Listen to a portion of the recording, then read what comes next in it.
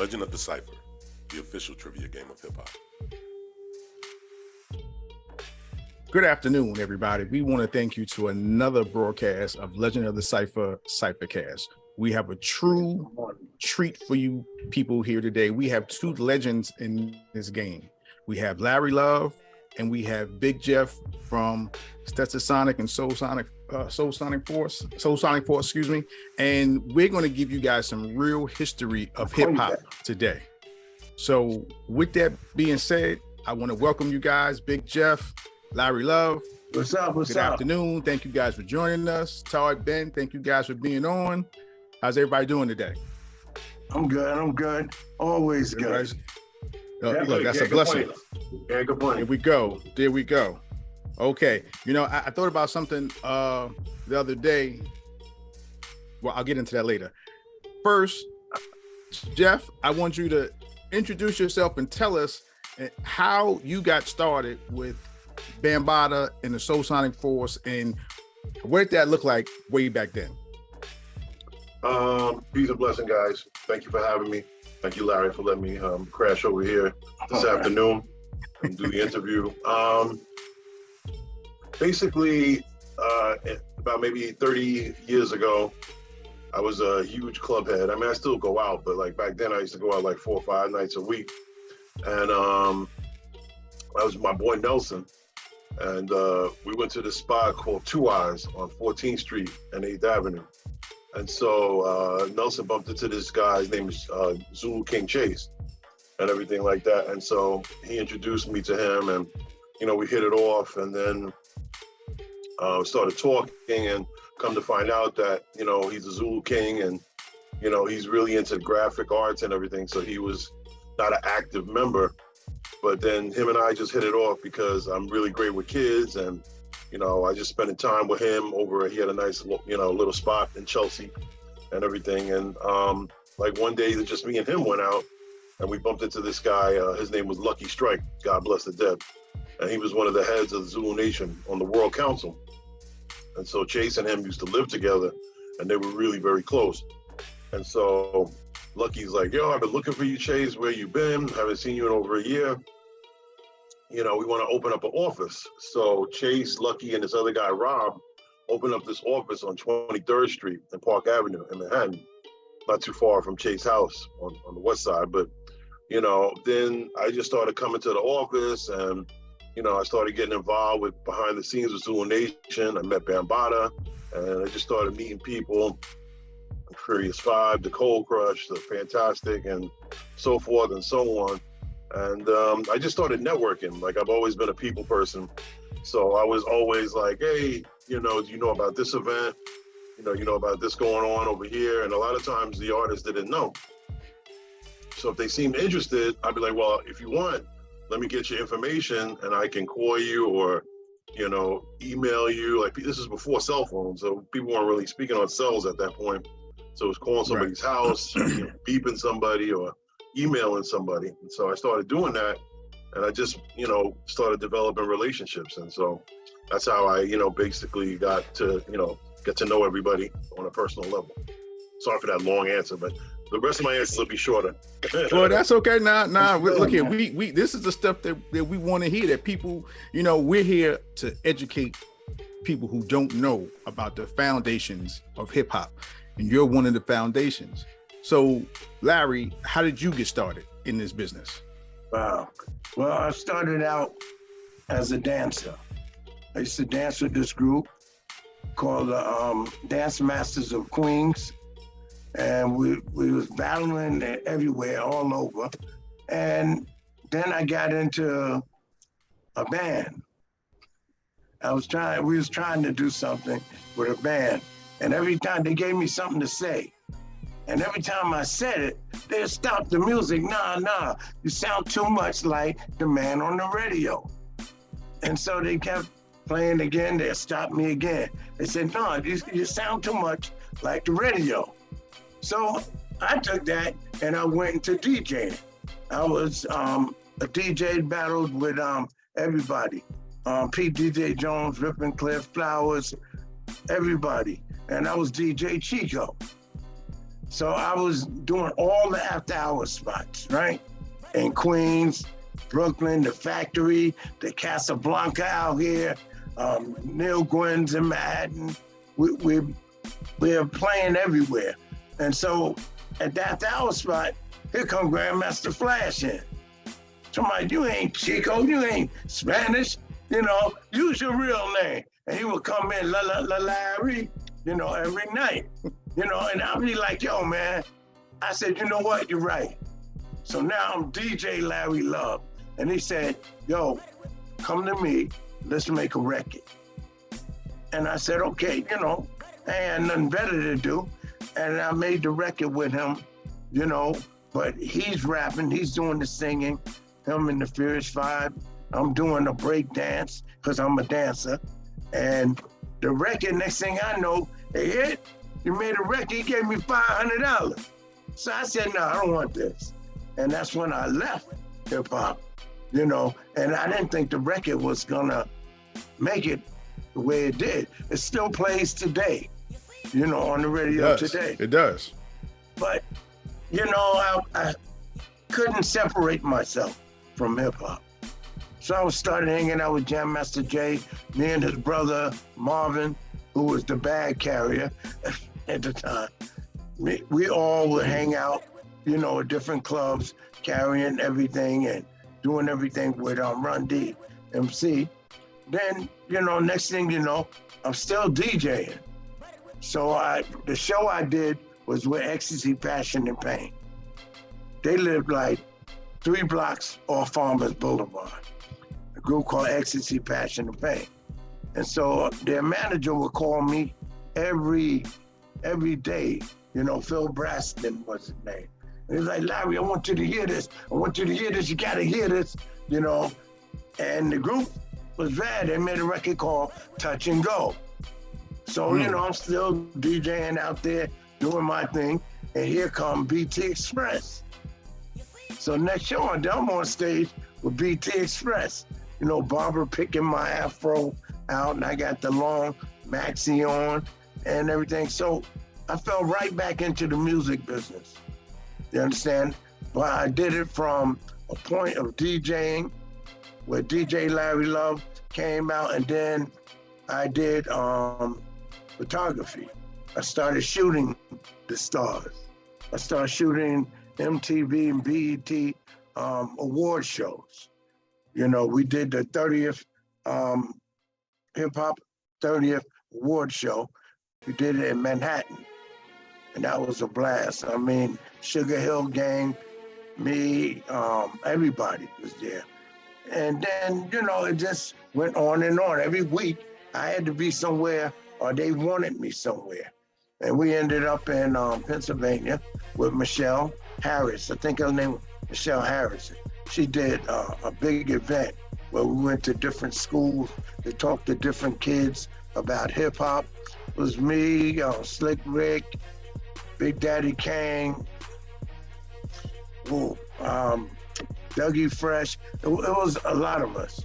Okay. We just out chilling, eating, and having a good time, man. So hip hop been good to me, but I missed the money part. So I had to create something to make money for myself. Okay. So let me ask you this: since you two guys have been around, and since this is the 50th year of hip hop, and we're celebrating the 50th year of hip hop, Right. Jeff, from where you started to where it is now, how do you give me your outlook or your take on hip hop in the 50 years? Where do I start? You want to start it off? Either one of y'all. It doesn't matter. Either one of y'all. I'm going to tell you like it is. I didn't like it. Because what they doing today. Today you don't like it? Yeah, because, okay, you know, not really today, but let's say the 90s and 2000s, when they call them disrespecting women and your mother this, your daughter that, and shooting up this and shooting up that. You know, it encouraged the people to start violence in our community, because everybody wanted to be a hip hop star. So in order to be a hip hop star, you had to disrespect women. You had to buy your dope. You had to carry your gun. You know, it gave the wrong message. And when we was in hip hop, there was positive messages. Like I told you before, Curtis Blow told me I did 125 records, not one curse word. You know, things like that was motivating, and that built the culture of hip hop. Okay. Jeff. I think the biggest difference between now and then is indicative of all things, whether it's sports, whether it's movies, whether it's, you know, your job, you know, everything back in the 70s and the 80s, early 80s especially, there was no media outlets, you know, that were monitoring this, you know, until 1983, you know, with Uncle Ralph and then Kiss FM and BLS with Mr. Magic and, you know, Red Alert. I mean, there was other people that were doing stuff like Africa Islam and the Awesome 2 and people like that. But, you know, from 73 to 83, this was basically Black and Spanish kids that were, for the most part, broke, living in tenement buildings, you know. I mean, out Long Island, obviously, you know, the artists that were coming out in the early 80s were living in homes, and there were people in Queens and, you know, other areas that weren't living in apartment buildings. But for the most part, this is poor Black and Spanish kids, you know, age 12 to 18 about approximately, that are doing something based on, you know what, I love to create and I want to do something for my community, and I want to get girls, like Larry said, you know, and I want to be the number one dancer or the number one MC, you know, in the neighborhood, and get that respect and get those props. So for me, it was done more for the love than actually the money. Now, I'm not saying that nobody wanted to get paid and nobody was looking for it, but, you know, I think, like, you know, I'll give a perfect example. You know, back in like the 30s and the 20s, Babe Ruth made $100,000, and that was unheard of. You know, now, you know, you fast forward to 1977. I'm a diehard Yankee fan. I go to a lot of games.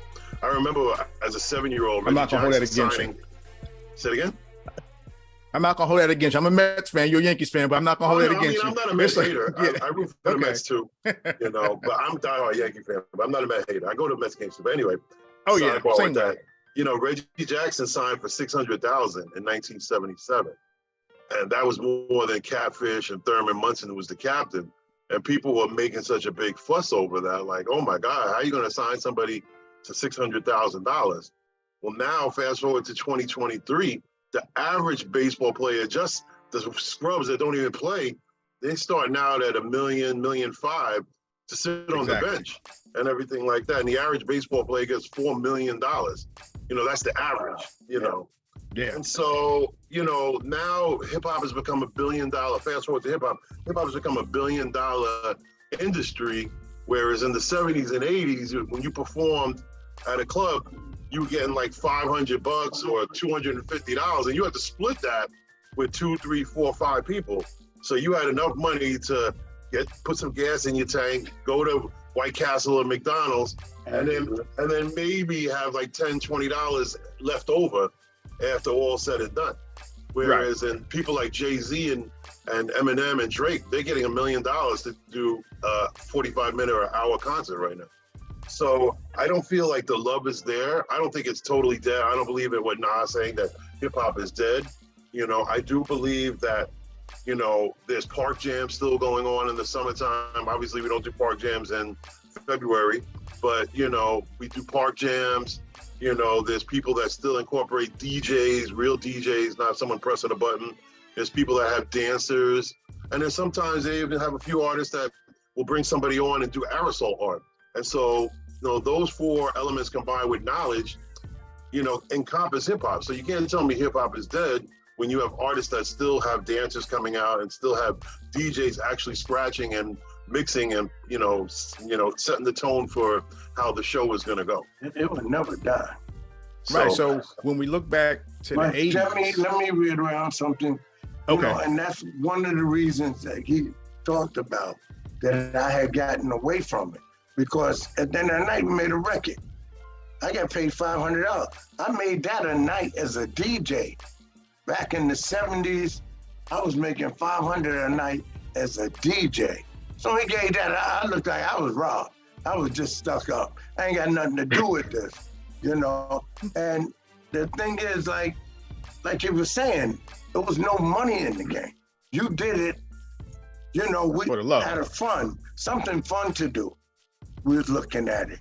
And it is something that spiraled into something big, $1 billion industry. I just want Okay, so I know you got a lot of questions for me. I think it's not just you know, artists' fault. There was an agenda that was brought forth, and it started when, you know, the mob and the government brought crack cocaine into the communities, the black communities, and it eventually, like how heroin did in the 50s, filtered out to the white communities. People started getting knowledge of self, you know, from in the 60s, and then back in mid 80s, you had artists like, you know, he started with Melly Mel with The Message, but then you had artists like KRS-One and Chuck D and Rakim and Big Daddy Kane, and then later on, you know, the Native Tongues, and then after that, you had X-Clan, Brand Nubian, and Poor Righteous Teachers. So between 86 and 92, you had a lot of conscious artists coming out in hip hop. And I really feel that it was based on the fact that they were trying to bring crack cocaine into the neighborhoods to destroy our communities. That's how they really affected the black community with heroin in the 50s and all the jazz artists that got hooked on it and everything like that. So we always, as a people, have always reacted to negative situations, like we rise above our circumstances. And so I feel, and you know, there's no way for me to prove this, but I feel that once we started getting knowledge of self, that they brought in NWA. I feel like NWA was a government-created industry, an artist group to kind of like combat what all the positive hip-hop messages that were going out. And then they've even admitted to it in 1991 that they had a secret meeting with a bunch of executives. This is not me speculating. In 1991, their plan wasn't working. So they're like, all right, well, we got to do something different. So then they had gangster rap, even though gangster rap allegedly started in 86 with Schoolie D and Ice-T and Just Ice and Kool G Rap, then they really started putting in negative imagery and negative messages now. And keep in mind, Ralph McDaniels in 83 was documenting the culture with Video Music Box, but it wasn't really till 88, which I consider the greatest year in hip hop. That's just my opinion. Then you started seeing like all the artists like Run DMC and LL and Public Enemy. Like if you Google it, there's like 40 artists that dropped albums in 1988. And most of those artists are incredible lyricists. There's only a couple that I wasn't really a big fan of, but that's just my opinion again. So like, I feel like this was all a back and forth battle between the government and between the powers that be in the music industry to try to destroy hip hop. And then they, like I said, they started really having like what Larry said, like bitch, ho, ho, and kill your mother and kill this person and all that. Like that really started coming into effect in like 91, 92. And it changed the industry, and it caused Biggie and Tupac and a whole bunch of other artists to be arrested and to be shot and murdered. And like the industry hasn't been the same since 1991. Sorry for that long answer. Okay, no. Nah, it's great. It's great. It's really great, man. I'm loving to hear all this. We want those long answers. A lot of the industry wouldn't give you a record deal unless you disrespected the black man and the black woman. Yep, that's right. That you couldn't get a record deal. Now, when I got out of it, Larry Parker became, his name Larry Parker, became Larry Love, because I didn't want to have anything to do with anything. So he went out there and he danced. But let me say one thing real quick. Happy birthday to Super Rockin' Mr. Magic, the rapper tag. Yes, it was his birthday.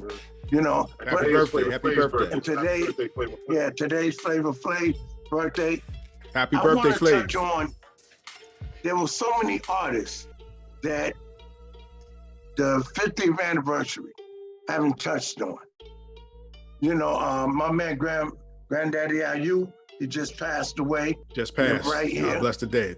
Yeah. Yes, he did. We have Just Ice. We have all these artists that no one's talking about. They haven't talked about Mr. Magic until yesterday on his birthday. BLS dedicated a day for Mr. Magic. But, you know, it's a lot of looking at the new artists and not the old artists. And they can't do this without the old artists. You got to recognize where you came from. Right. So let me say this. So one of the founding principles that Legend of the Cipher was built on was there was a recognition that the foundation, the hip hop foundation and pioneers weren't being given the just due props that they should have. So this game was built on educating those people who are younger, and I'm gonna say millennials and under, who have no clue about who a Big Jeff is, or Larry Love, or Kool Herc, or Mr. Magic, and all of them. It was about education, because like a conversation that we had earlier, hip hop is the only genre of music, and Big Jeff, you really slammed this home to me the other day. Hip hop is the only genre of music that really has not given its patriarchs their just due honor and praise that they need, because they just don't. Just like I was saying, in country music, you don't have anybody that loves country music that doesn't know who Willie Nelson is. That's right. And there you go. You hit it around my head. You know, so that's the average 40-year-old that say, you know, they grew up on Jay-Z and Biggie and DMX and, you know, maybe with Wu-Tang and Redman. Like, you know, I'm just talking about the basics. I'm not talking about somebody that's into DOS Effects or Showbiz and AG or, you know, Group Home. I'm talking about just the average.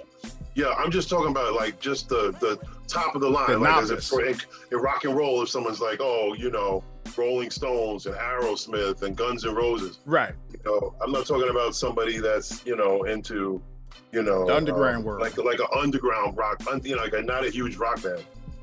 I would say if you ask the average 40-year-old that grew up in that era, that was like 1990, you know, 5 to 2000. So that was 25 years ago, which would make them 15, right, at the time. And now they're 40. If I would venture to guess, I would say 7 out of 10 know nothing about Kool Herc. They might have heard the name mentioned, you know, maybe 3 out of 10 don't even know the name Grandmaster Flash and the Furious 5. They might say, oh yeah, those were those guys that made them old records like White Lines or The Message or something like that. But they can't recite any of the lyrics to it. You know, somebody told them about it, was an older brother or was a cousin or was a dad, you know, a father, a mother or something like that. And it's sad to me because it's like, that's fine. You want to listen to the new stuff. I can't relate to it, but I don't judge anybody for liking that music, liking the style of music. I don't want to say that music, liking the style of music that's out right now. But there's no reason why you could just do a little bit of research. You don't have to remember every single record that came out, but learn about 10 or 15 records that came out between 1980 and 1990, so you can have appreciation of how the music has transformed and what it is to this day. You know, and most kids don't care about that. You know, especially the 35 and under. You know, like that's like sort of like the break. 35, 40 is now the break for the I can't what's the word called? Like the lack of appreciation. That's not the best terminology for it, but you guys understand what I'm talking about. You know? And that's why I have so much respect for Michelle Harris and Harrisonburg, PA.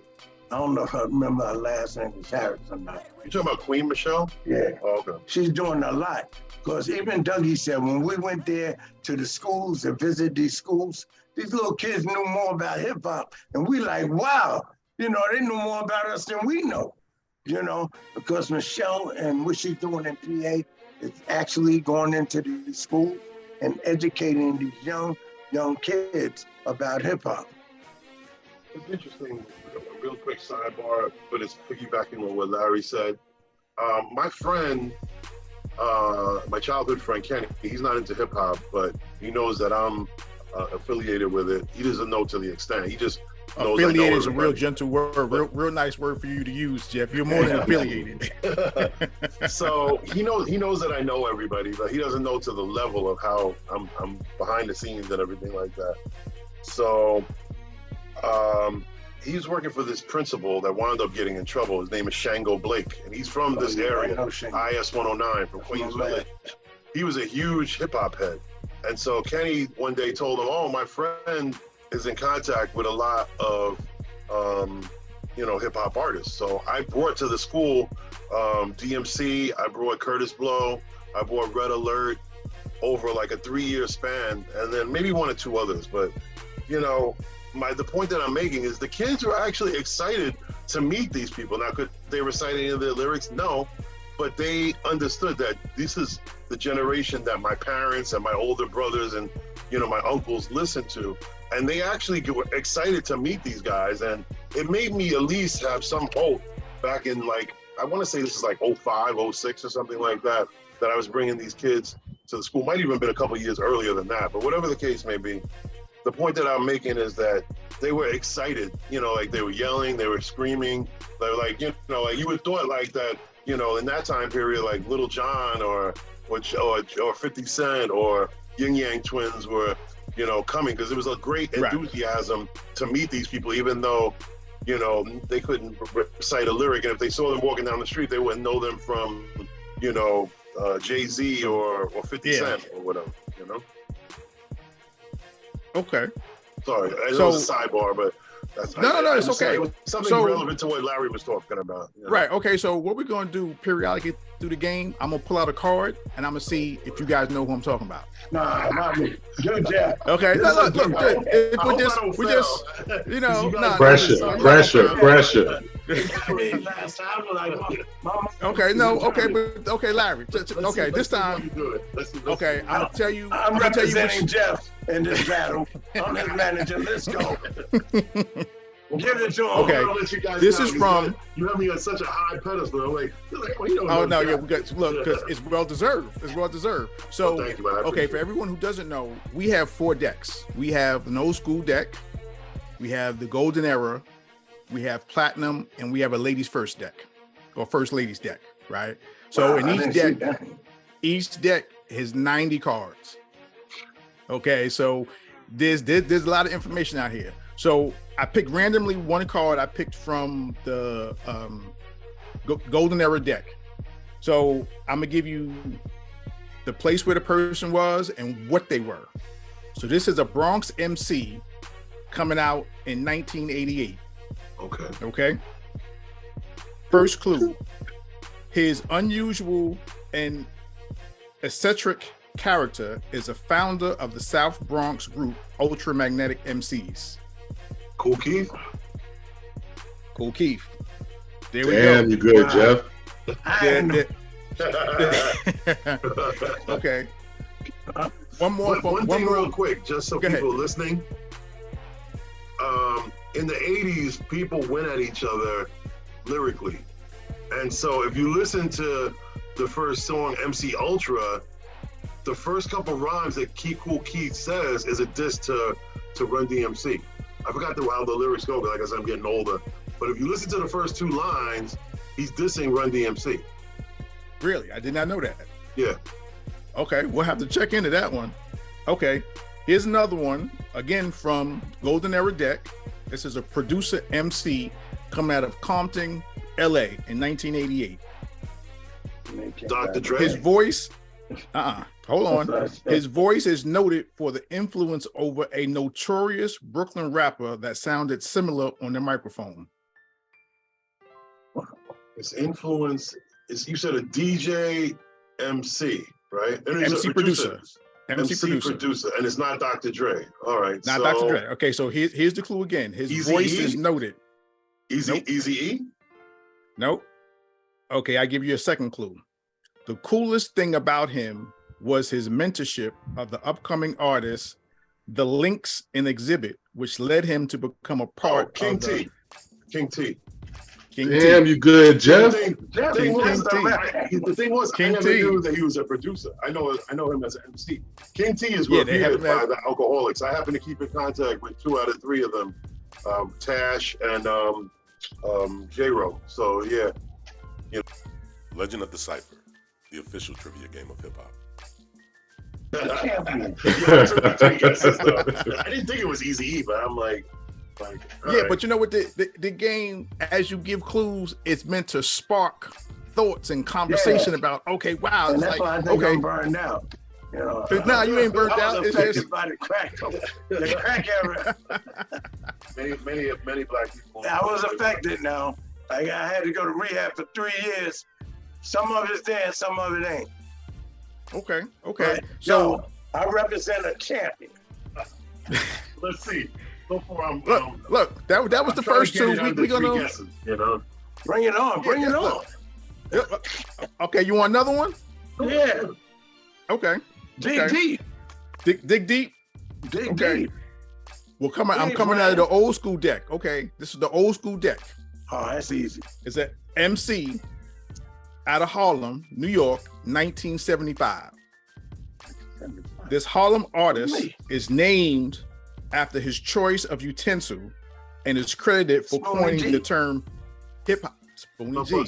Spoonie G. Oh, Spoonie G. Yeah. Spoonie G. Spoonie G. Okay. I didn't even know Okay. Spoonie G went back to My 1975. man, yeah. I was Yeah. My man, Freddie Tony, Tony Jamal was his manager. That was a friend Yeah, of mine. okay. Larry knows So- some stuff too. Yeah, Larry knows some stuff. So Yeah. for most people who don't know, Chard and Ben were kind of at the forefront with thinking about QR or the QR codes and taking people to where they need to go. So on the back of each card, there's a QR code for the artist.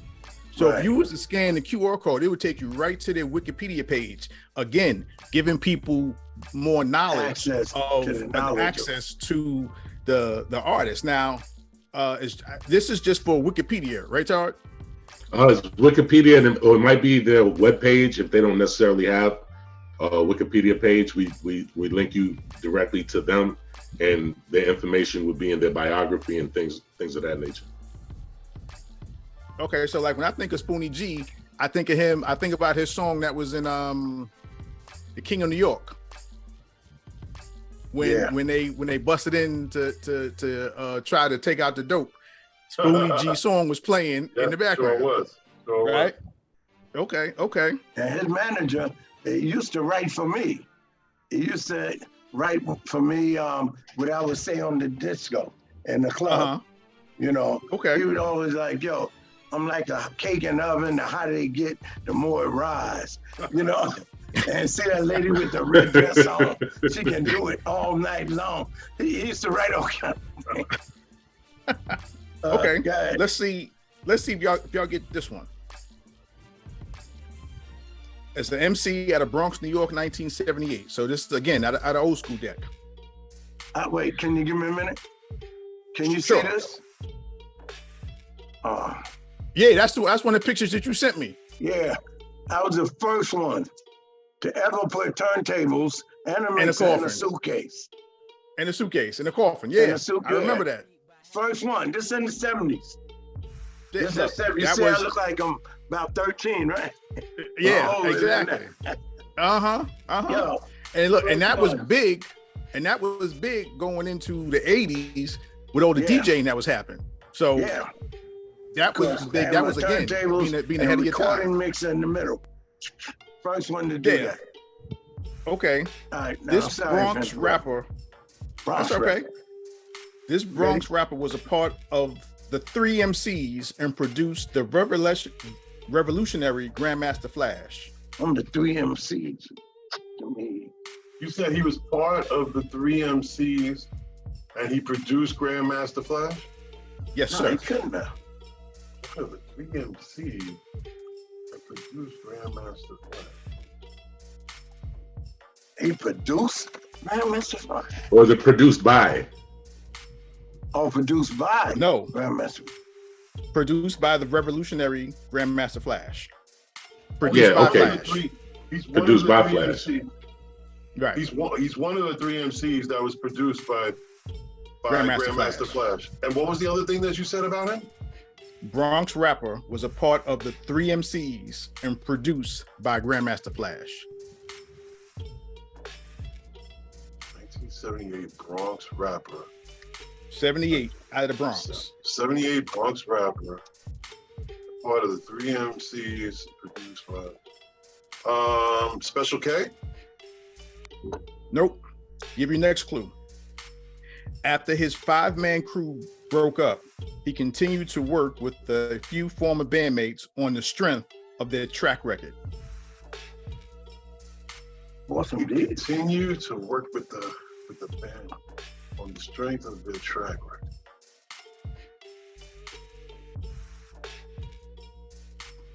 And also keep in mind when thinking about these questions that the song titles and album titles from these artists Built in. are incorporated into the writing. So what's incorporated into this clue is on the strength. Strong. I know. I'm feeling that.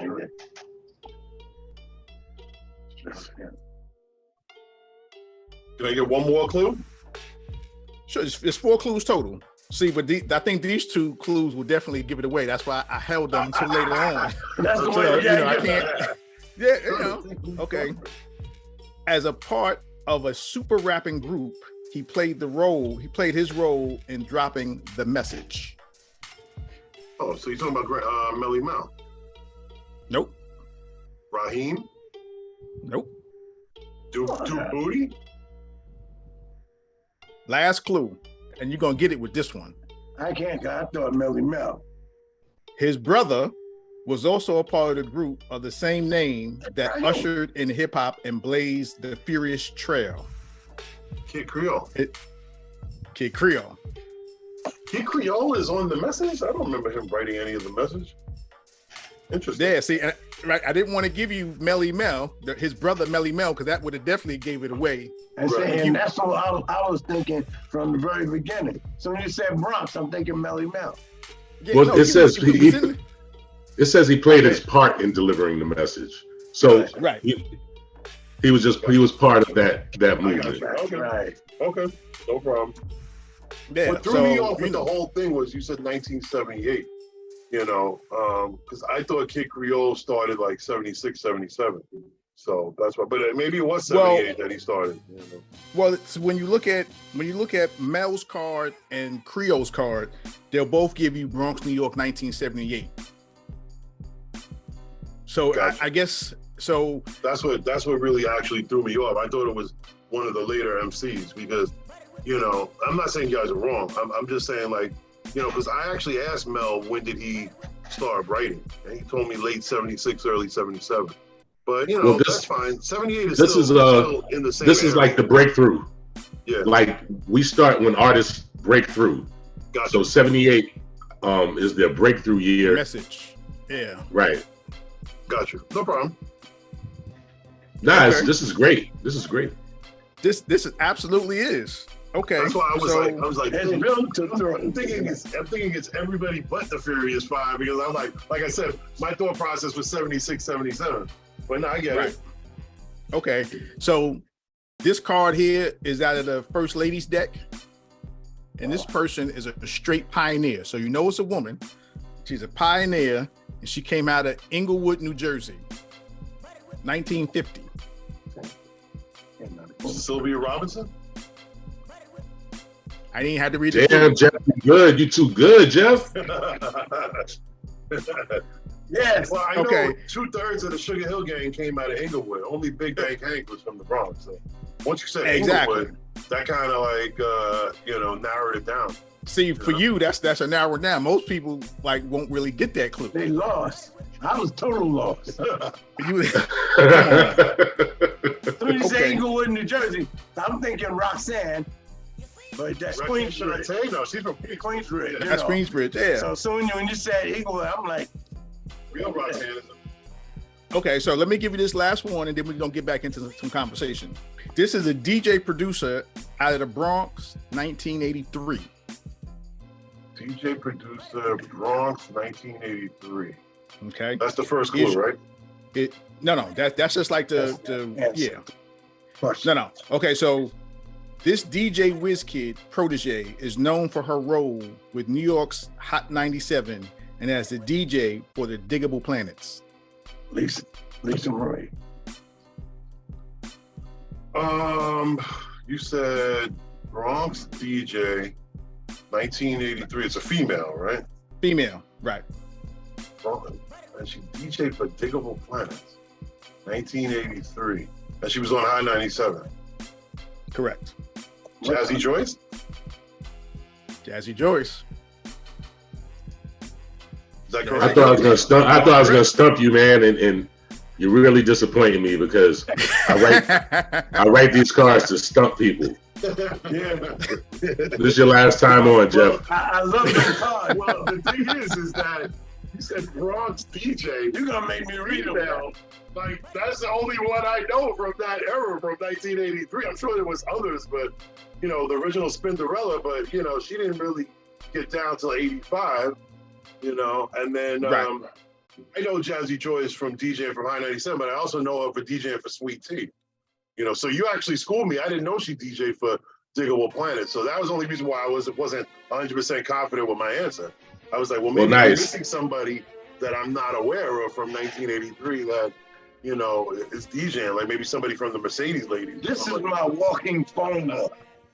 Right. Okay. So now, if I started with the second clue, because sometimes I'll play them out of order just to give people hints. Yeah, sometimes so it's if better I to start did with the second clue. right, so sometimes if I gave him the second clue, he would have got it. Here's the second clue. She is also known for her production and vocals on numerous projects. So when she say "it's my beat," she's not lying. That would have been a straight giveaway. Yeah, that would have been Jazzy Joyce on Sweet Tea's record. Yeah. Right. Yeah. So good thing you didn't start with that because I would have got it right away. You know? Yeah. So But you know, like I Bronx say, and female DJ, there's so few and far between. So that's why I was able to get that. But like, you stumped me with the Diggable Planet because I didn't know she DJ for Diggable Planet. You know. see, look, this is all about, you know, the whole learning process. I was telling Tar last night when we were going over some things when we did Sylvia Robinson, right? I remember not Sylvia Robinson. Who were we talking about? I forgot what card it was, but It was Sylvia Robinson sequence for Angie Stone. yeah, I remember I got that clue because I remember watching Unsung and that they did on Angie Stone, and Angie Stone was in the group Sequence, and that blew my mind. I never knew she was a rapper. Yeah, and furthermore, she was married to Rodney Stone, who was Little Rodney C from the Funky 4+1 More. That's where she got the name Stone from. Her last name wasn't Really? Stone. Yeah. She was married to him. Yeah, Rodney C. Wow. Funky That's 4, crazy. Double Trouble. Yeah. Yeah. Okay, so we're talking about women. We just finished with the ladies deck. So let me ask you a question. How did your mothers, and maybe the mothers of guys that you know, people who you came up with, how did your mothers influence y'all or support y'all in your endeavors to be in this culture, this thing called hip hop, back then when they thought it was just a passing fad? Well, my mother was angry, but she thought it was a bunch of kids shooting and eating in the street and all that. I didn't really get the full support of my mother as a DJ as far as, that's why I had a manager. She didn't want to invest in what I was doing. But once we made it, you know, she was full, she had my back everywhere we went, you know. Okay. Because I started out as a dancer and went into the band with Fuquan and left the band and went back to dancing and left dancing, went back to DJing, left DJ, went into hip hop. So she looked at me like I was very confused in that world. You know, I didn't want to sit still and dedicate myself to anything or anybody. I was chasing the dollar everywhere else. You know, so she wanted me to settle down and be focused on one thing. You know, But once you kind of got going, she was there in your corner all the way. yeah, she was in my corner. God bless my mother. Yes. God bless the dead. Jeff, Yeah. How about you? My mom is born again Christian, and she couldn't stand the music. Like every year she'd be like, when are you gonna stop listening to that noise and everything like that? And the way I halfway won her over was, and this is gonna be something that's gonna sound funny, but something that no one really knows because I don't talk a lot about it. Not that it's a secret.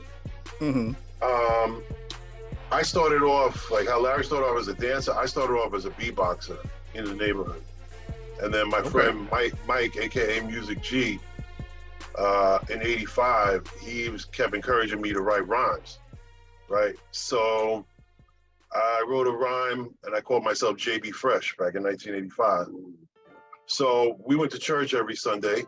You know, at first we were forced to go, but then I grew to love it. And on Sundays, you know, right before church started, like from 10:45 to 10:55, me, Mike, my best friend at the time, Carl, God bless the dead, and about 4 or 5 of us would analyze all the records that Red Alert played the night before. And we'd argue about which ones we loved, which ones we didn't like, and which ones that we thought were okay, and everything like that. And me and Mike were the two most vocal out of the 7 or 8 of us and everything. Mm-hmm. So what happened was, I don't remember exactly because this is going back 38 years now. In 1986, we decided to write Christian rhymes. We started, like Mike was writing like 84, 85. I started in the middle of 85. I was really influenced by Dougie Fresh, so I called myself JB Fresh. And then in late 86, we started writing Christian rhymes. So I started letting my mom hear my Christian rhymes. And so because I was talking about God, she wasn't mad at it. We wound up performing at Flushing Meadow Park when they had Queen's Day. We performed at Pine Brook, which is like a Christian facility up in Pennsylvania, for in front of 1,000 screaming teenagers. We felt like Run DMC. And so my mom accepted that aspect of the rhymes. Other than that, my mom and my dad, neither one of them were really that enthusiastic about, you know, hip hop, you know, or rap music, you know, and everything like that. So, you know, a lot of Black parents weren't, you know, they considered it noise. They're like, that's not Luther Vandross. That's not Whitney Houston, Anita Baker, or Teddy Pendergrass, or Al Green. Like, they're like, that's just a bunch of noise, you know? But I did, back then I was doing Wheel to Wheels, Reel to Reels, and I was doing the 8 tracks. And my father used to always have me in his car. Okay, now, you know, wait, Larry, hold on. I got to say this. Now, you're just a little bit older than me, just a little bit. Yeah. But you said 8 tracks. Half the people that we talking to are not gonna know what an 8 track is. But they gotta find out. They gotta do their research on 8 tracks. Reel to reel. Look here, 2 track, reel to reel, right? Yeah. I know they don't know what either one of those are, but those was the recording devices, the only ones we had. You know, and my father would have an 8 track play in his car. And he would always like, this is my son, listen. You know, my father was like all out. He would play my music everywhere he go in this car. You know, me on the mic as a DJ and that record, you know. And it reminded me what he's saying, to come off what Big Jump was saying, Jam Master Jay's mother. Man, she had me dying one day. She's telling me how Run and Russell and them used to come down in her basement making that noise. They used to tell them to get out of the house and all that noise. You know, and she had me, she was very for real. And once again, Russell Run needs to pay her homage because she was someone that supported them all the way. She stood, Jam Master Jay's mother, she stood by them all the way. And until she passed, you understand, I went to see her in North Carolina, and she was showing me the Hall of Fame trophy, you know, and the different trophies for Jam Master Jay that she received for Jam Master Jay. And it's just Russell and them need to pay a little more tribute to the mothers of hip hop. Okay, and you just told me the other day in conversation that Curtis Blow's mom just passed. Yeah, Curtis Blow's mother passed. And when, I asked Curtis, because when Curtis did his 50-year birthday party at Willie's in Manhattan, I was there, and his mother and me clicked all night. She just kept in my ear, at AJ's birthday party and Curtis. So I had a picture of Curtis Blow and his mother.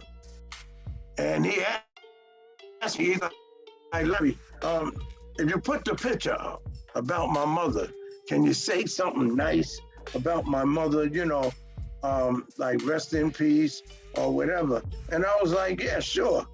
What else can I say? And he said, that would make me happy if you can just say that about my mother. And that's the picture of Curtis and his mother right there. Okay. You see how young he was? That's way back when. Yeah. And Curtis and his mother, they were real close. She would come out to a lot of events that he was at. She would support him all the way. And I think by this being Women's History Month, that she needs to be recognized in a timely manner. And that's why I put up her rest in peace, sleep in peace, and her heavenly days. Okay. Curtis Blow and Miss Walker. So, Jeff, out of you being around and you being like the hip hop historian, encyclopedia phone book, as Larry has called you, where do you see, or how, when Shantae and Antoinette and Light and all of them started, Latifah started in the business so many years ago, it was a very male dominated business. How would you, from your opinion, how would you see their spearheading the woman's point of view, getting it to today where you have Nicki and Cardi B and Megan Thee Stallion? How would you, if you had to say anything about that movement, what could you say, and where do you see it going from here? I mean, there's always been that, disconnect. So, from female to female or from male to male, the younger generation, just wasn't really into, dealing with the generation that preceded them. So I feel, and I'm hoping that I'm right, is that, we're going to get back to the basics and get back to, rhyming about family and rhyming about respect. And, there's nothing wrong with braggadocious rhymes and stuff like that. But, I just feel like, this generation today is lost. Like every song sounds the same. Every beat sounds the same. Every cadence sounds the same. And it's like sort of like reggaeton back in like 04, 05, like when every song came out sounding so similar and everything like that. So I'm hoping that the next generation that comes is going to be, sort of like how we were from 86 to 92, or back in the late 60s, I don't think it would ever come back, because I gave you a scenario based on changing the mindset of our youth. If they don't have a tool to change the mindset of our youth, then things are just going to keep on escalating and escalating. Okay, so what do you think that we need to do as the older generation? What do you think we need to do or try to set in motion to reconnect that disconnect? So the way that Jeff put it, which was, I think, is so correct, it says total disconnect. What do you think we need to do to make that reconnection?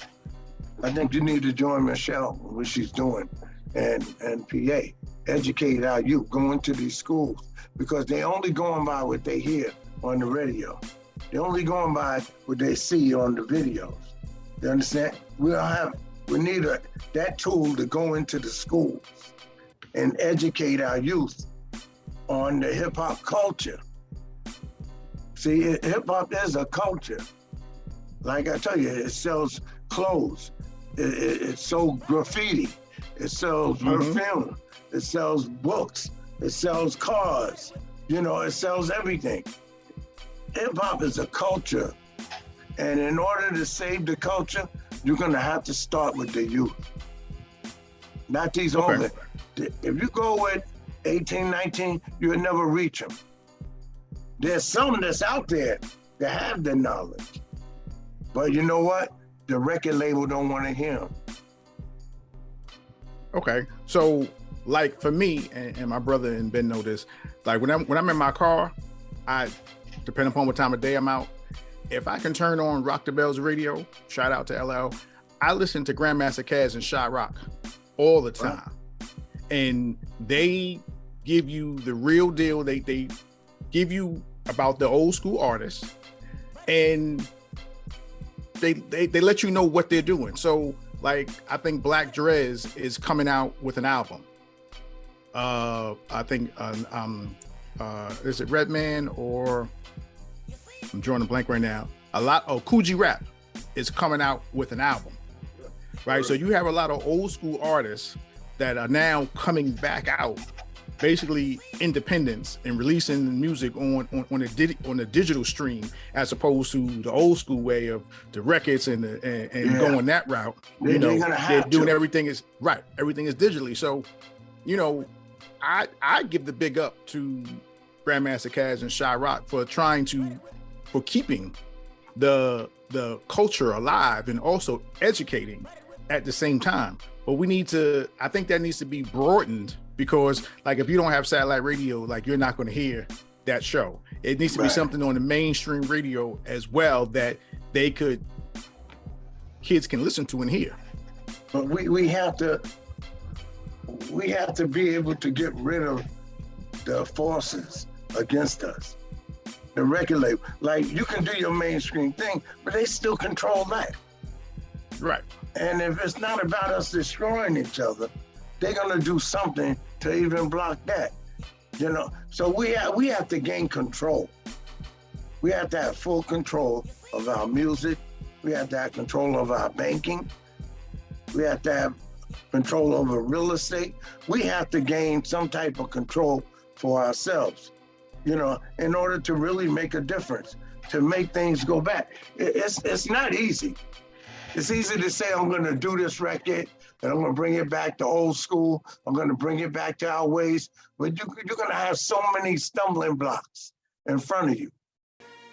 Right. In order to really deliver your message, you gotta fight. So you got positive and negative on both sides. Right. It's not gonna be easy. But, what do you think about that, Jeff?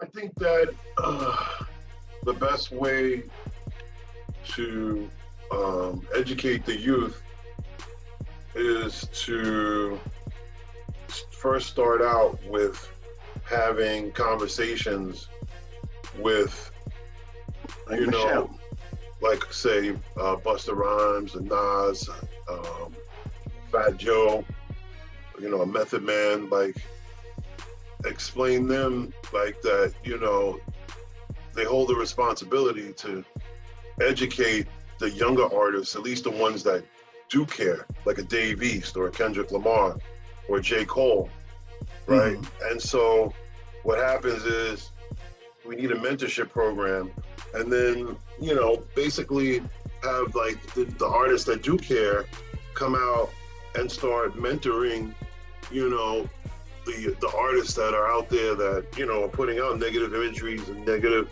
lyrics and everything, and trying to get them to see, like, you know, there's a better way, that you don't have to, you know, because what's happening now, and Larry touched on it before, the only way that you are able to, you know, get your way in this music business is you got to stand up and fight. And I remember in 1992 and 1993, there was a song called Jwick that came out with Nice and Smooth and Gangstar. And the two of those guys were really great friends, but they were on different labels. And the labels refused to let the two of them record a song together. In the 80s, you couldn't, if you were on Enjoy Records, you couldn't do a song with somebody on Sugar Hill Records. Like, you weren't allowed to do collabs. And so 1992, 93 was one of the first collabs in history with two different labels where the artists performed on a song together. I mean, artists, you know, recited lyrics and made a song together. Legend of the Cipher, the official trivia game of hip hop. So, is that they want you, especially the newer artists that are just coming on, to actually disrespect somebody so that you can cause controversy and sell and create more sales, because now it's live stream. Before you had to go purchase a CD or a 78 or a 45 or a 33, you know, and so now these kids ain't gonna know them numbers y'all dropping. They not gonna know what to do with. They not gonna know about them numbers you just said right there. Well, he started off with 8-track cassette, so yeah, really right. Gonna lose the young people, but you know, now everything is digital live stream, so you know, there's no more selling CDs, you know, and everything like that. So okay, so let me ask you this. So with that being said, we have enough rich, not wealthy, we have enough rich Black entertainers, whether they be music or movies or whatever, that we can start our own outlet and to get the type of music that we want out. Why do you think that hasn't happened? Like, I mean, one of the controversy. Wait a minute, hold on. Okay, the example was back then they were talking about how Bill Cosby wanted to buy NBC because he wanted to do a certain type of thing. Yeah, X, Y, Z. Right? You saw what they did to him, right? And that's what I was gonna say. We can say we're gonna start this and we're gonna do that, but we gotta remember they still got the power. They killed his son. That was a clear message. No, when they took Bill Cosby, got plenty of money, big notoriety, everything. But when he tried to buy his own network, they shut him down.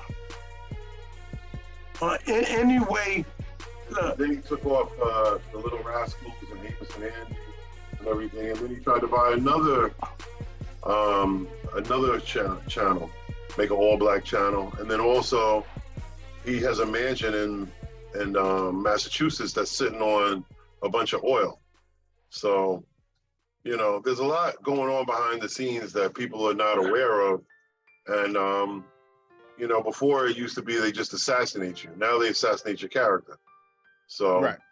I'm going to leave it at that because. Okay, so you know, well, we have, so Oprah has her own channel. And then we had Bob Johnson, who had BET, and then he sold it. Now, I was just reading the other day that Tyler Perry and Byron Allen are now in a bidding war to buy back BET.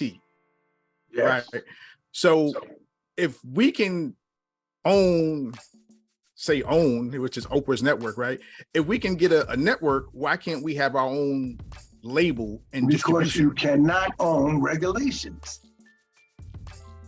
See, Oprah can own this and own that, but she got to abide by the regulations that are set forth in that business.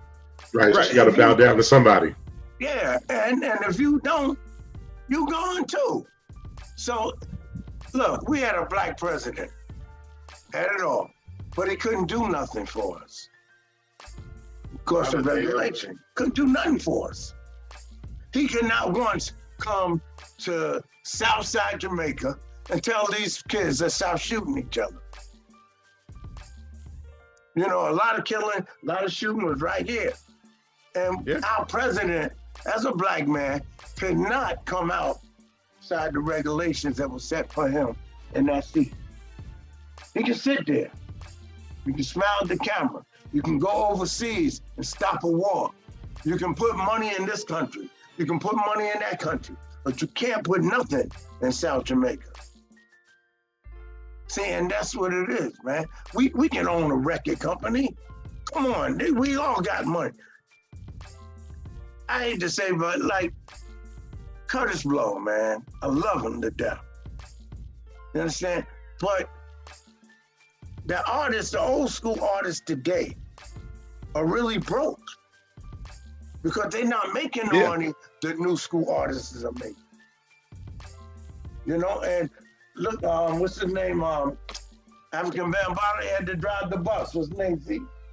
He had to drive a bus in Manhattan, in Harlem. He had to drive the bus on Raheem. I think he's on the Spirit boat ride in Manhattan. He's a captain on a boat. You know, I'm a photographer. You understand? Actually, you used to work for EMS. Yeah. You know, it's like you're an artist, but you gotta have you a job to pay these bills. You understand? Right. So it's so hard, man. It's so hard to be an old school artist. It's like you can count them on your hand. They got money and making the money. And you can fill up a stadium of hip hop artists that don't got a dime. Right. And that's I didn't want to get involved with that. I had to make money every day. I got to make money every day. You see me. I'm going out every day. Look, you know, I see you all the time. So Yeah. I know. I'm going to make my money. You know, and So I feel bad. Curtis Blow moved LA. He had to come back and do the hip hop church. You know, because you can hustle here, but you can't hustle in LA. You can't make no money in LA. You can make money in New York all day. okay. You know? So we had a conversation. No, it's okay. We had a conversation, Jeff, when you were talking about how people said Nas was irrelevant. Well, I guess 20,000 people that sold out the Garden are really irrelevant too, right? No, I think that,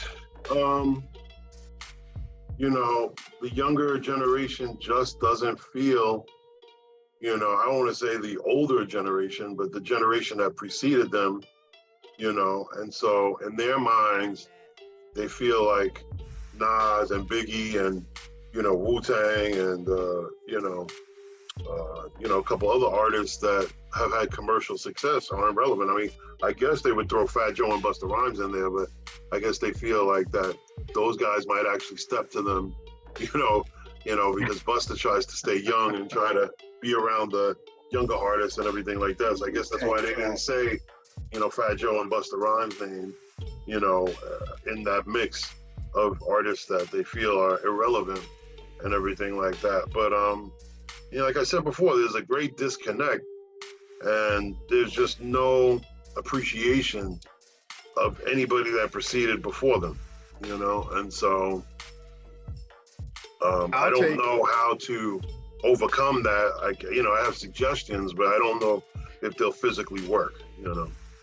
I'll put any 5 rappers of our generation against any 5 rappers of this new school generation. And I know that my 5 is going to win hands down. Throw them away. That's right. I do Hands that down. all the time. I do, and you know, the Soul Circus, Mm-hmm. Yeah. they have a part in there where old school versus new school. And you know, where they will play new school's record and the girls will act it out, and then they put on an old school record, just blow them away. You know, I believe in that. But I look at the disconnect we have as hip hop artists to our R&B artists. Melissa Morgan sound just as she ever did. And she got to do jobs for $3,000. I think, You know, come on. I think part of the problem is that so what happens is you have 20 kids in a classroom, right? Maybe 7 or 8 of them actually like the new school over the old school. But those 7 or 8 are so loud and so vocal about the old school is whack and is irrelevant that the other 12 or 13 people are scared to overpower the 7 people that actually believe this nonsense about the new school being more relevant than the old school. You know, because like I said before, when I brought Red Alert and DMC and Curtis Blow, you know, to the school, it was a real positive influence. The kids were excited, they were yelling, they were clapping, you know, and so I think it's just our youth are afraid to take a stand against, you know, other of their peers and seem like they're not cool. You know, it's uncool to like, you know, Wu-Tang Clan and Redman and Method Man and Naughty by Nature and, you know, DMX and, you you know. But you know what I find funny about that, Jeff? Not to cut you off. They don't okay, so they don't want to follow Method Man in his music, but they'll watch Power and watch his character in that, but they won't listen to his music. That's a perfect example. Right, so that they don't know that he had to do the music to get to Power. There. Well, you got people who see Ice Cube and don't know that he's a rapper. Yeah, they know Ice Cube from movies. Yeah, you know. Ice-T. So look at Ice-T. Ice-T played a cop in New Jack City, and Dick Wolf saw it and absolutely loved it. And he was looking for Ice-T. I mean, not looking hard, but like, you know, the man is busy, works 80, 90 hours a week. And so what happened was, back in 98, 99, one of Ice-T's friends came to visit when Ice was living out in LA. And there's a restaurant called Roscoe's. It's a real popular spot. It's like the version of IHOP here, you know. And so Ice really doesn't like Roscoe's, but his friend wanted to go, so he took him. So lo and behold, they're at Roscoe's eating, and as Ice is leaving, Dick Wolf is there walking in. And Dick is like, yo, Ice, I've been looking for you. I got a part for you that's perfect for you. Come see me in my office on Monday. 2 days later, Ice goes to the office, and the rest is history. Now you have the longest running actor. Yeah, he did the longest. White or black. Ice has been on Law and Order for 24 years now. And actually, longest running actor. Forget about the black part. Yeah, longest running actor in TV is Ice-T. And actually, to add on to that is that people may not remember unless they watched on a rerun somewhere. Ice-T played a character in New York Undercover. Yes. Oh yeah. Which was also a Dick Wolf production, and they had him there, and they loved him so hard they brought him back, like I think in another season for something else going against Malik Yoba, and then that transitioned him into New York Undercover. And originally, from the story I read, I don't know how true it is. Originally, they didn't want Ice-T for the whole season or the whole show or whatever, but his character was so powerful and he was so good that they just wrote him in permanently. Hence, 24 years on one show. Well, hysterically enough, you mentioned the show New York Undercover. Ice didn't want to do it because they only pay $7,000 per episode. They only pay TV act. Doesn't matter if you're Harrison Ford or Tom Hanks, or if you're Ice-T or Tretch, you know, it's $7,000 for a guest appearance. So how they got Ice to do episodes 2 and 3 was they paid for his hotel, they paid for his food, they gave him a per diem, they flew him from LA to New York and everything like that. So he didn't really do it for money because, you know, Ice had his boys with him. You know, by the time you're there for a week spending money, you're basically breaking even. You know, artists, they spend $5,000-$10,000 when they're out hanging out. So, you know, plus you got to pay taxes on that $7,000. So it's really like $5,000. You know, so Ice was telling me, like, you know, when he first did that first show in New York Undercover, he had nothing. You know, I'm not saying he was broke, but I'm saying like he basically did it for free. You know, and you're talking that's like 80 or 90 hours of filming. And, you know, you're not making no money. They don't pay. Like I said, it doesn't matter who guest appears. You know, they just don't pay actors to act, especially the guest stars. So, and then one of the things I wanted to do in hip hop was to give them the coverage. You know, on you know, when they retire, they have a union, hip hop union, you know, where that would be great. After you start making money, you still need that income, that coverage, medical coverage, and all of that with hip hop artists. That I thought was more important at the time than anything else, because like I said, I look at R&B, and Jeff Redd is another good artist. One hit wonder, but he get 2 hits. But he's in need. You know, we're not calling these artists out. Because hip hop actually knocked a lot of R&B artists right out of the box. Oh yeah. Nobody Absolutely. wants an R&B song or hear a slow jam, you know? Right. And so it's still today, they have to have something for coverage, you know, for when they retire. So Curtis Blow don't have to be out there spinning on his back now at 60-something years old, you know, trying to make $1 to pay rent. Okay. Yeah, I just thought that was crazy. You know, that they'll watch Method Man and Power, but don't listen to a Wu-Tang unless maybe it's on Hulu and someone says, oh, you got to watch the Wu-Tang story. But that's only giving you part of it. Go and check out the albums. But the unsung hero was supposed to have that platform to educate people on where artists came from, where they are today.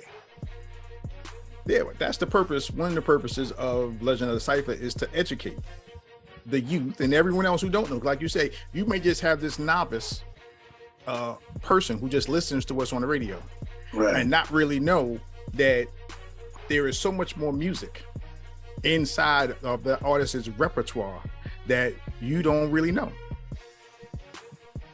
You know, I mean, when we think about what Video Music Box did and what Yo MTV Raps did and what BET did for Black music and for hip hop to give us that exposure. Because I think if we didn't have that back then, like, where would we really be now? Right. Because a lot of today's artists, they get their exposure off of Instagram, YouTube, Facebook Live, or whatever other, you know, social media platforms that they're on. 50 Cent the had to difference. create his own platform out of the trunk of his car. You understand? Exactly. Because the radio and the record labels, they wanted him. They was interested in 50, but they wasn't interested in him bringing the drama to the industry. Right. You understand? So he had to really do it on his own, you know, and he did it very successfully. Yeah, there's a few artists that when you think about 50 or a Ludacris or Uncle Luke selling CDs and tapes out the car down in Miami, there's a few artists that really busted down the door and got their way into the business that way. But that's a dime a dozen. That don't happen too often, you know, that you can really start your business out your car. NWA is another one who started selling out their car. I wouldn't recommend anyone to do that. You know, I wouldn't recommend it. You know, you connection. I always dealt with connections. One thing you gotta know somebody that knows somebody. Right. Of course. I was glad to see last summer. I don't know, Jeff, if you were there or not. Last summer when they brought Rock the Bells back, and they didn't do it on Governor's Island, but they did it in the Forest Hill tennis stadium. I was there for that show. Okay, so one thing that I liked, I didn't get to attend, but I read about it and saw some of the clips, is that the number of artists, old school artists actually, who didn't perform, but they had their food trucks out there, or they had ventured into different type of businesses that were there. You know, Trick Daddy out there with his Trill Burgers. Yeah, I think right. No, And I think Nas had a truck out there. Bun B, excuse me. Yeah, Bun B had. Bun B has the Trill Burgers. Yeah, so a lot of our old school artists, they took it to a different level. Okay, we're not going to do this no more, so we're going to move over here. That's what I said. They have to have an income. They got to pay rent. Yeah. And I heard Bun B is killing them down there in Houston with them Trill Burgers. Yeah. Sure is. My brother just bought a food truck. I hope he kill him. You know, but you have to have an income. And our old school artists is not getting the money to appear that the new school artists are getting.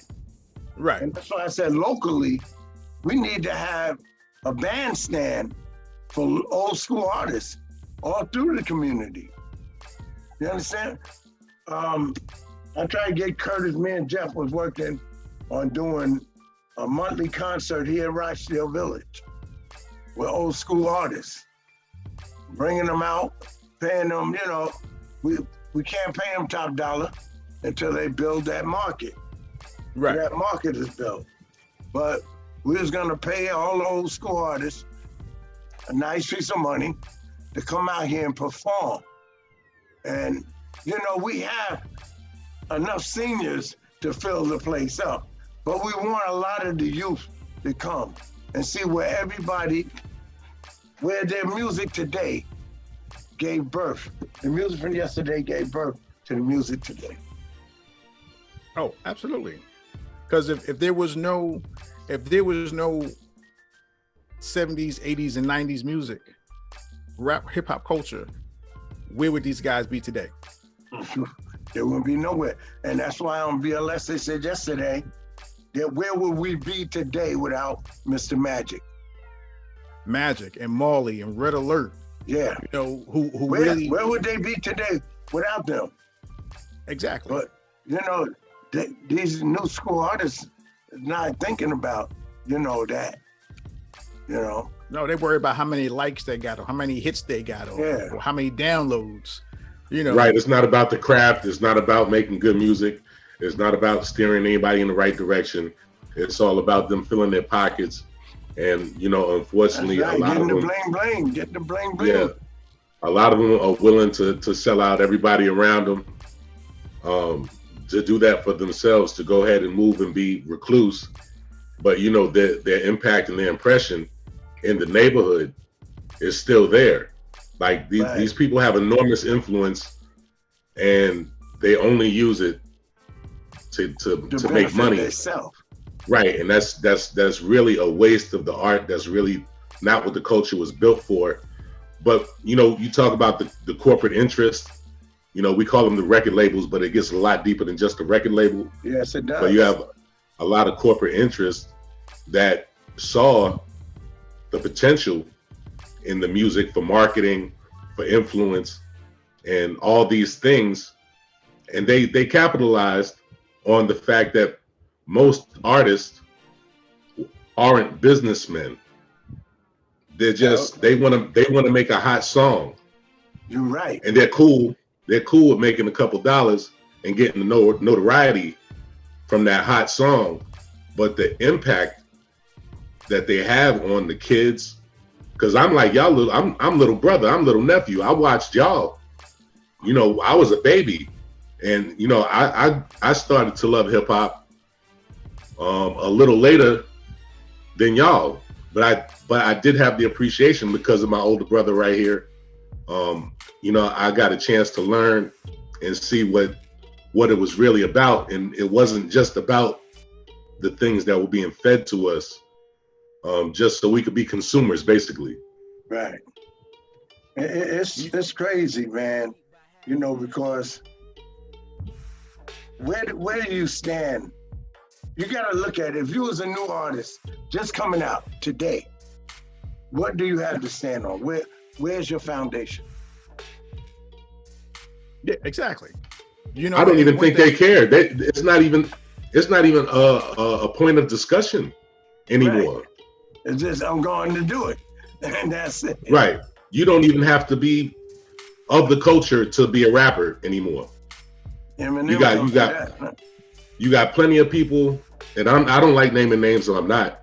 But you know what I'm talking about. You got plenty of people that exploit us or exploit the culture, and they have their hip hop phase, and they get themselves hot, and then they move on to do a whole nother genre of music and leave hip hop behind, like, you know, it was just a stepping stone for them. Yeah, I got you. You got me where I want to be. See ya. And that's it. It's not a disposable art form. Like, hip hop is forever. Like, Wu-Tang is forever. Anybody who doesn't recognize Wu-Tang Clan in entirety as game changers and architects for a lot of good things in the culture, music-wise, amongst other things, like they're missing out on so much. They're missing out on so much. It's funny that you say Wu-Tang Clan, right? Because I just read an article yesterday somewhere on Google, because I go to quick articles all the time. And I just read that Jizza holds, I think, a doctorate in astrophysics and gives seminars and lectures at MIT and schools of that caliber on the regular. Right. Okay, so we talk about Wu-Tang. On the whole, we talk about one member of a Wu-Tang clan that Right. he did this, and he's still part of the culture, but he went here. All of those, if we just take that group, which was, I think when we look at it, it was a group that was designed to come together, break up, and come back together and have a core nucleus whenever they had to do things.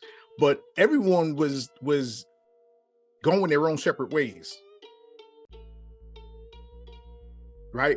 Yeah. So that's okay, because they still came together to do something whenever it is that they needed to do something. But you knew that it was just going to be a group forever and ever, never, never. Not when you had those many talented people in one group. You know? Yeah, so it's saying like, is something else. Yeah.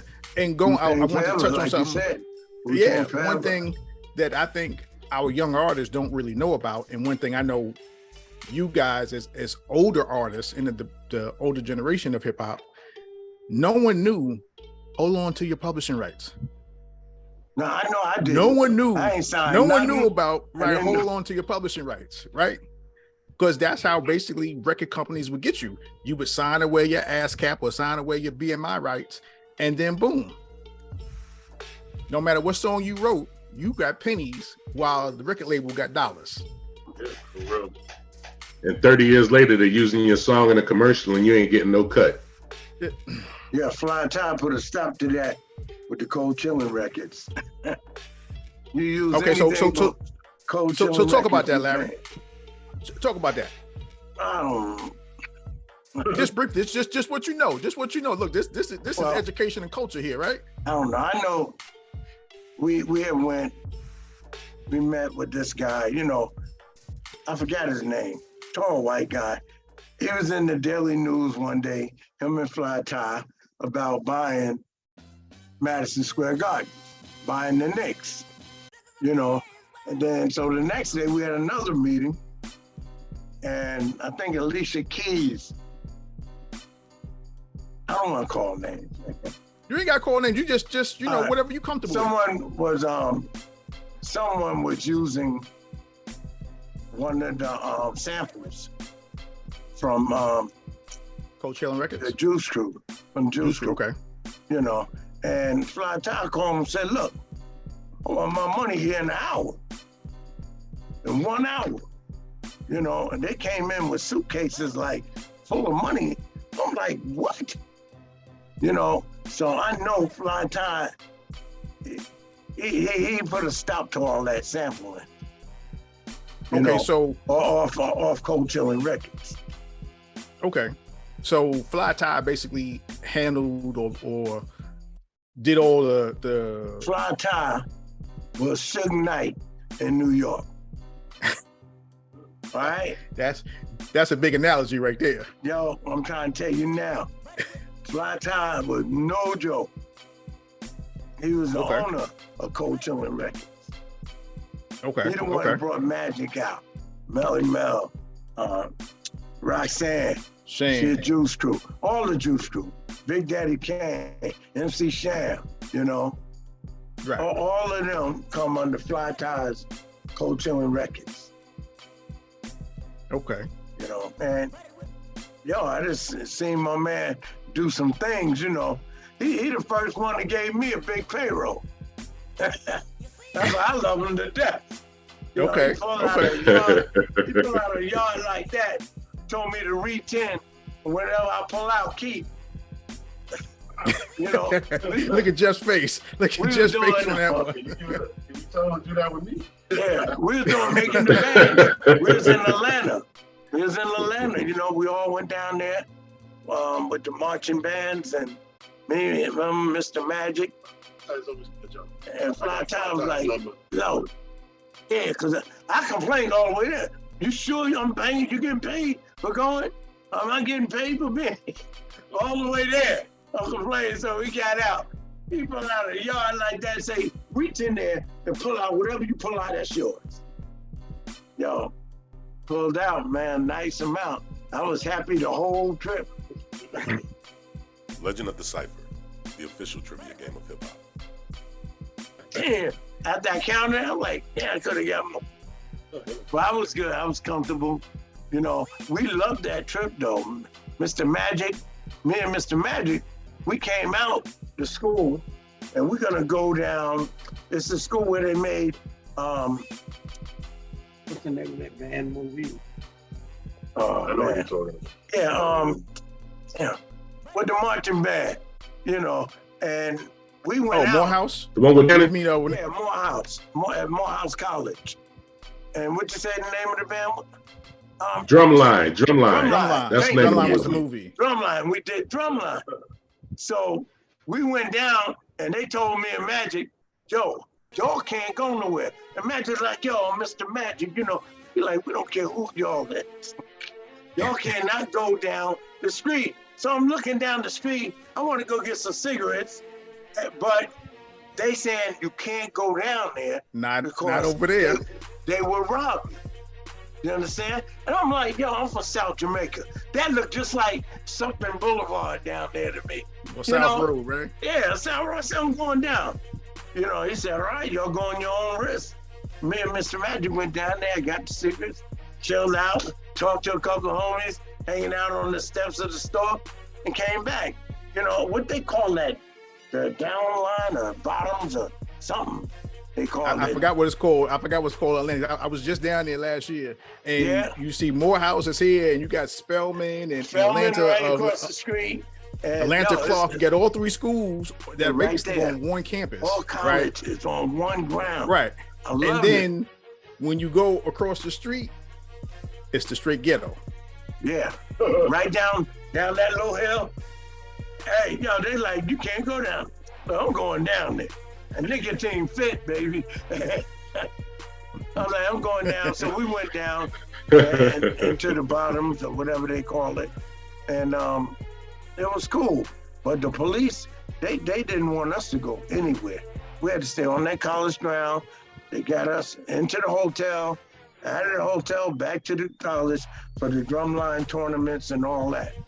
It was beautiful. It ain't no joke. It's funny that those three schools of higher learning, HBCUs, yes, are in the hood, in the ghetto. In the real. ghetto. Right? They in the ghetto. For the police. And another thing I noticed there, you might have witnessed it when you was there. A lot of the police officers there, they moonlight.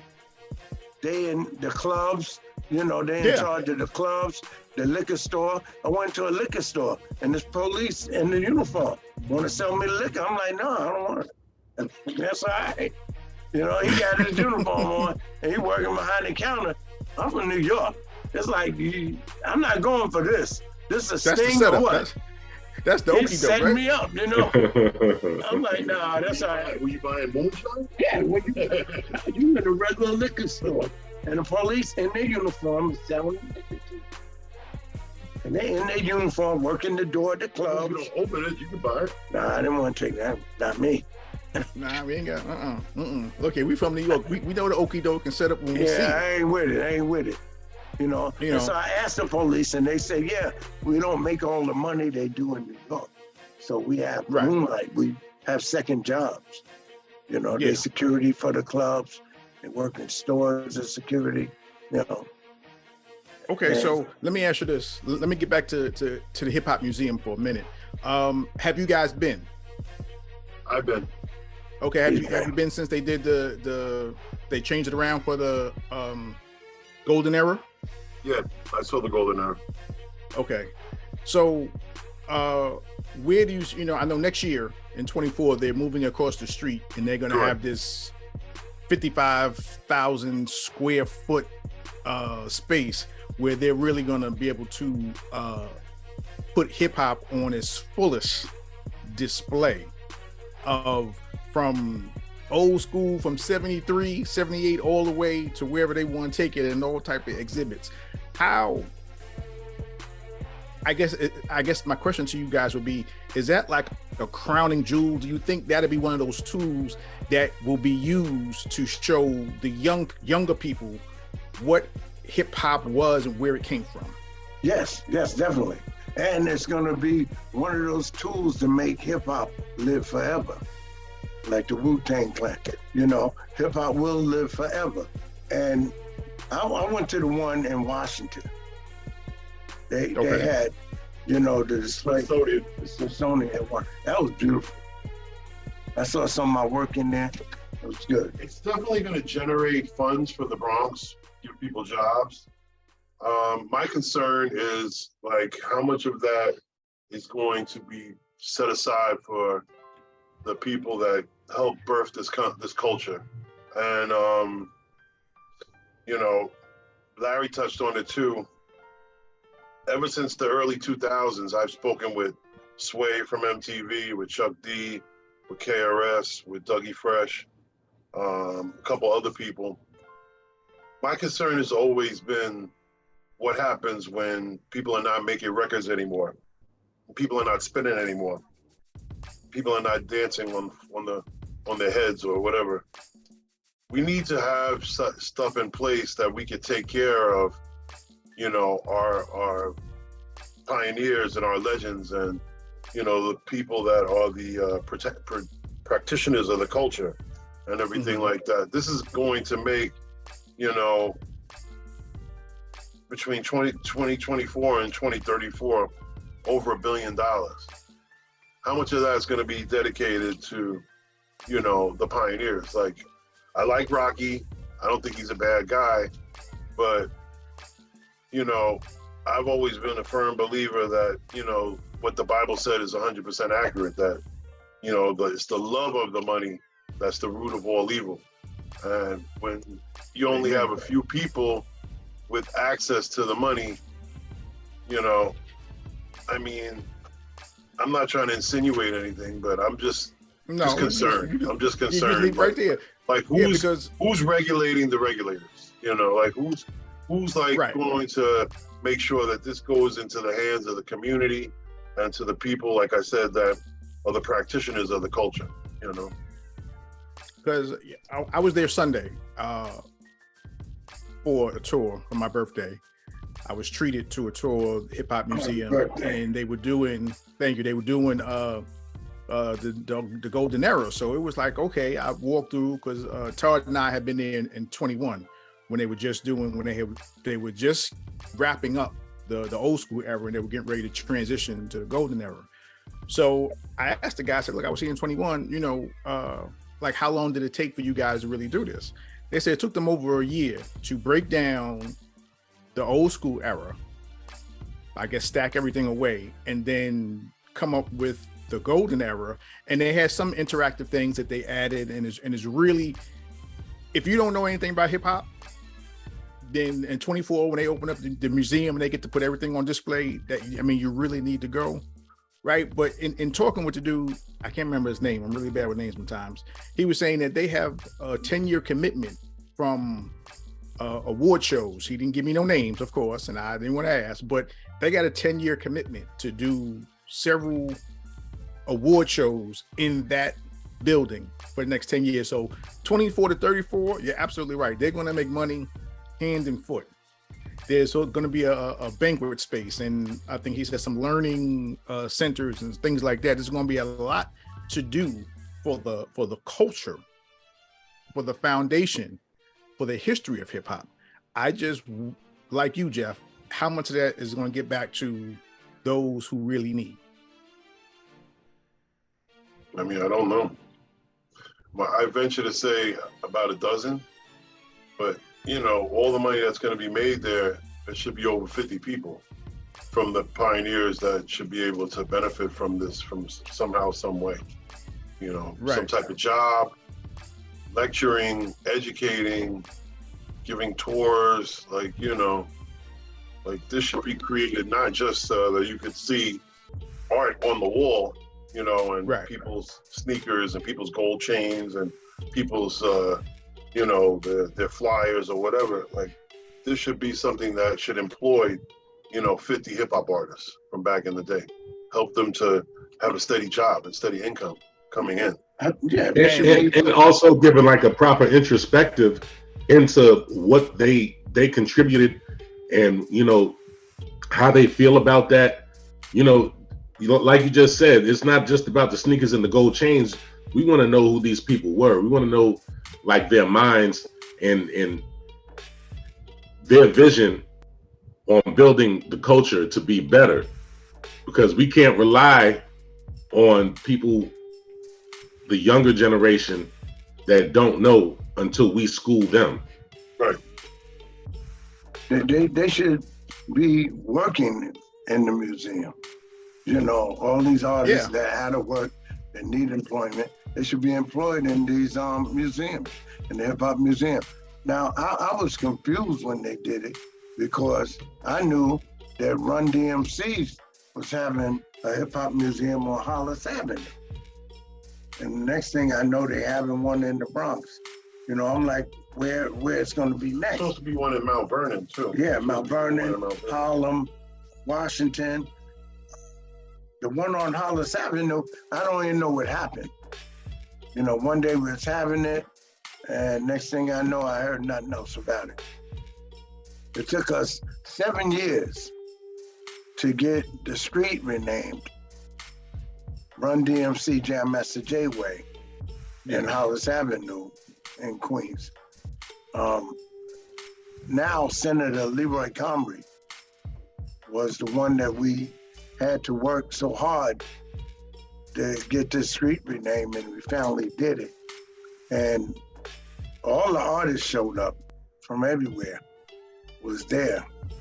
And now it's called Run DMC Jam Master J Way on 205th and Hollis Avenue, when it should have been on 203rd and Hollis Avenue. So that's where Jam Master J and them came from, 203rd. Right. And we didn't argue. We're just happy we got it done. Right. Sometimes it don't make sense to argue about the little semantic part of it. You got what you want. Maybe not be on the street that you want it, but you got what you want. And it's going to be there forever. They claim the whole house. I think they should have named. Say it again, Jeff. Say it again, Jeff. I think they should have named Hollis Avenue Run DMC Way, and named 203rd JMJ Way. Yeah.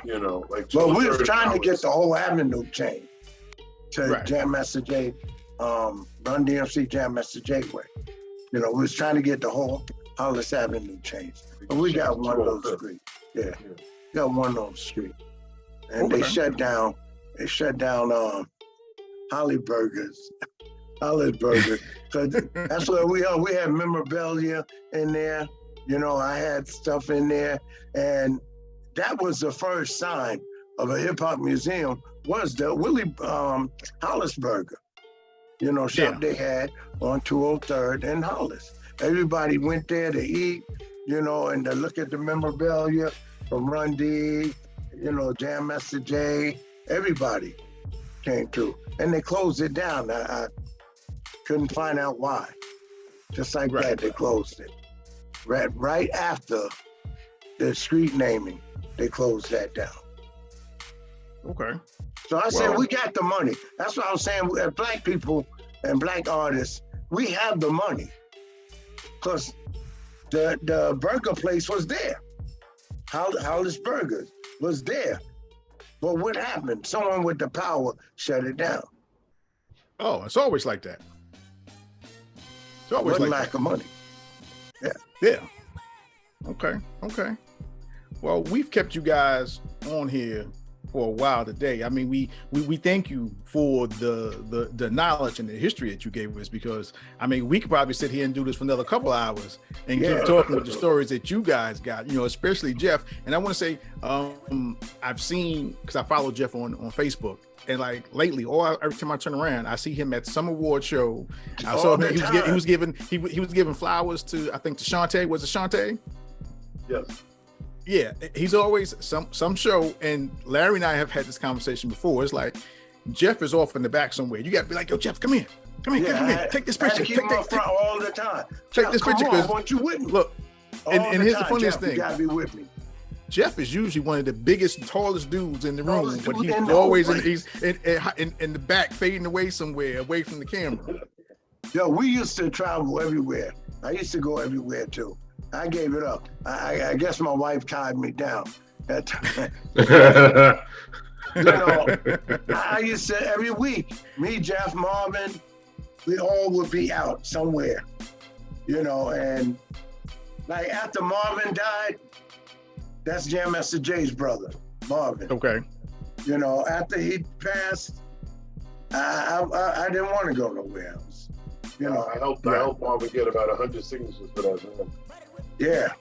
We had the J Whip, and in the J Whip, we have Oh, the about- van. That's right. I Yeah. just We have forgot over about the 3. van. Did I send you any pictures of that? We have signatures Yeah. of everybody in the industry signed the van. We even got James Brown to sign before he died. Yeah, the Apollo Theater. That was Puffy's birthday party. Wow. Yeah, Puffy's birthday party. We got him to sign it. We got Foxy Brown signed it that day. Everybody. Yeah. We Everybody. got everybody, you know, and BET had offered us $1 million just to drive it on the stage, you know, and Marvin said no, no, you know, he didn't. He wanted to do exclusive. What's his name? DJ Scribble. DJ Scribble. DJ Scribble. He designed the panel. You mash a button, the doors open. Yeah. Then the panel come out. One turntable would drop here with his hat on. Other one drop there with Jay's sneakers on. And then a poster of Jay would come up in the back. And with Tyson Beckford, what's his name? Tyson Beckford. Tyson Beckford. Mm-hmm. He designed the rims on the van. And Okay. we drove it around so much that our behinds were starting to erase the signatures on the seats. You know, so we put it in storage. We put it in storage. And so Marvin, his sister got sick and his mother had dementia.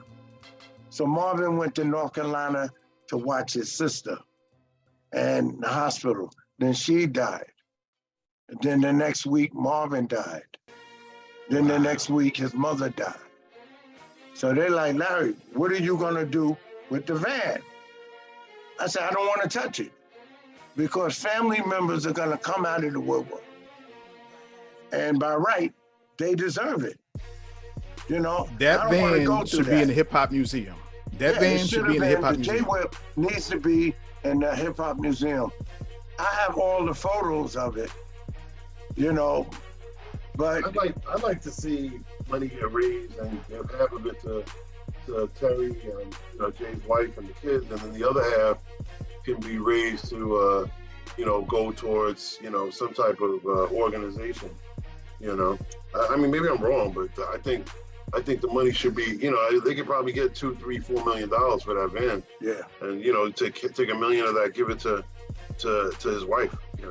Well, right. Marvin, one thing that the Jam Master Jay Foundation for Youth wanted to do, they wanted to go on tour to schools to educate the kids, like we was talking about.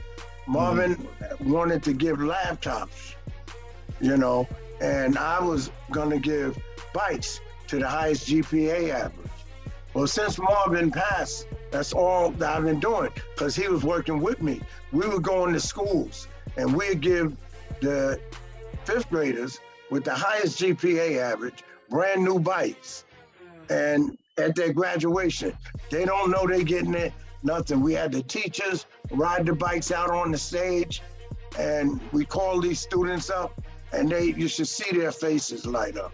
And that's to encourage our youth, you understand, to do better in education, to show the 3rd and 4th graders how to work harder towards education. Because if you can change the mindset of the youth, you can eventually change the mindset of the community. And if you change the mindset of that community, you eventually change the mindset of the city, and on and on. That's why it's so important that I go out there and give these bikes to these kids every year. We got Quick Lube on Merrick Boulevard. We got Sterling Optical here in Rochdale. We have Doctor on Farmers, a doctor's office on Farmers who contributes. And some of the elected officials, like we mentioned, Leroy Comrie, the Speaker of New York City, Adrian Adams, who have contributed to this. And I want to do more than 3 or 4 schools. But what happened is the schools started having the graduations on the same day. And I couldn't be in 2 or 3 places on the same at day. one time. Right. So we adopted the school PS80 here in Rochdale, and we're adopting another school. And I have Ladies of the Shield, Angels of the Shield, who are joining me in the place of Jam Master Jay Foundation. And they're putting these bikes in these schools and these kids fighting for our GPA average. And I want to have the BET Awards show, the same thing for the kids with the highest GPA average in the district. And that will change the whole education system. Yeah. You understand? Well, I'm talking about purple lights and freaky sights. I'm talking about the media and everything. And these kids really receiving awards for their hard work. We got GPA average. Excuse me. I was a 65 barely passing. They told me, you got to get a 65. I work hard to get that 65. So when I hear these kids, got 4.0, 4 point something grade point average, that blows my mind. That encouraged me these kids have to be introduced to the world. Well, wait a minute, Larry, let me say this. Let me give you props for a second, because not only do you do the bikes, I have known you long enough to know that you do coat drives, you do backpack giveaways, you take pictures for Christmas in the mall in Rochdale. You do a lot for the community, and you have received a lot of awards for your community activism. Right. So let me be the first to say thank you and give you big props, because you understand what it takes and you are doing your part in that. Thank you. I appreciate that, because I always say, I don't give because I have. I give because I know how it feels not to have. Not to have. That's dope. You know what I'm saying? And that's why I do what I do every day in this community.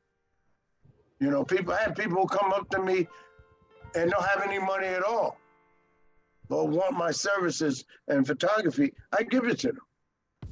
Yeah. Because I feel God has blessed me, to be in the position to give without receiving. And that's your blessing. I received a blessing, but not monetary. That's right. That's right. And y'all looking good over there with them mics, with the thing on it. Yo, I want to one day be like you. Oh, Larry, don't start this now. Don't start, because me and you do this all the time. Don't start this, Larry. Don't start that, Larry. I want to thank LOC for having me and Big Jeff. My mind. No, it's a pleasure, man. It's a pleasure. The pleasure was all ours. We thank you guys, because we're just starting out in this business where we got these cards and we came up with the thing, well, let's do our own version of a podcast. That's why it's called the Cipher Cast.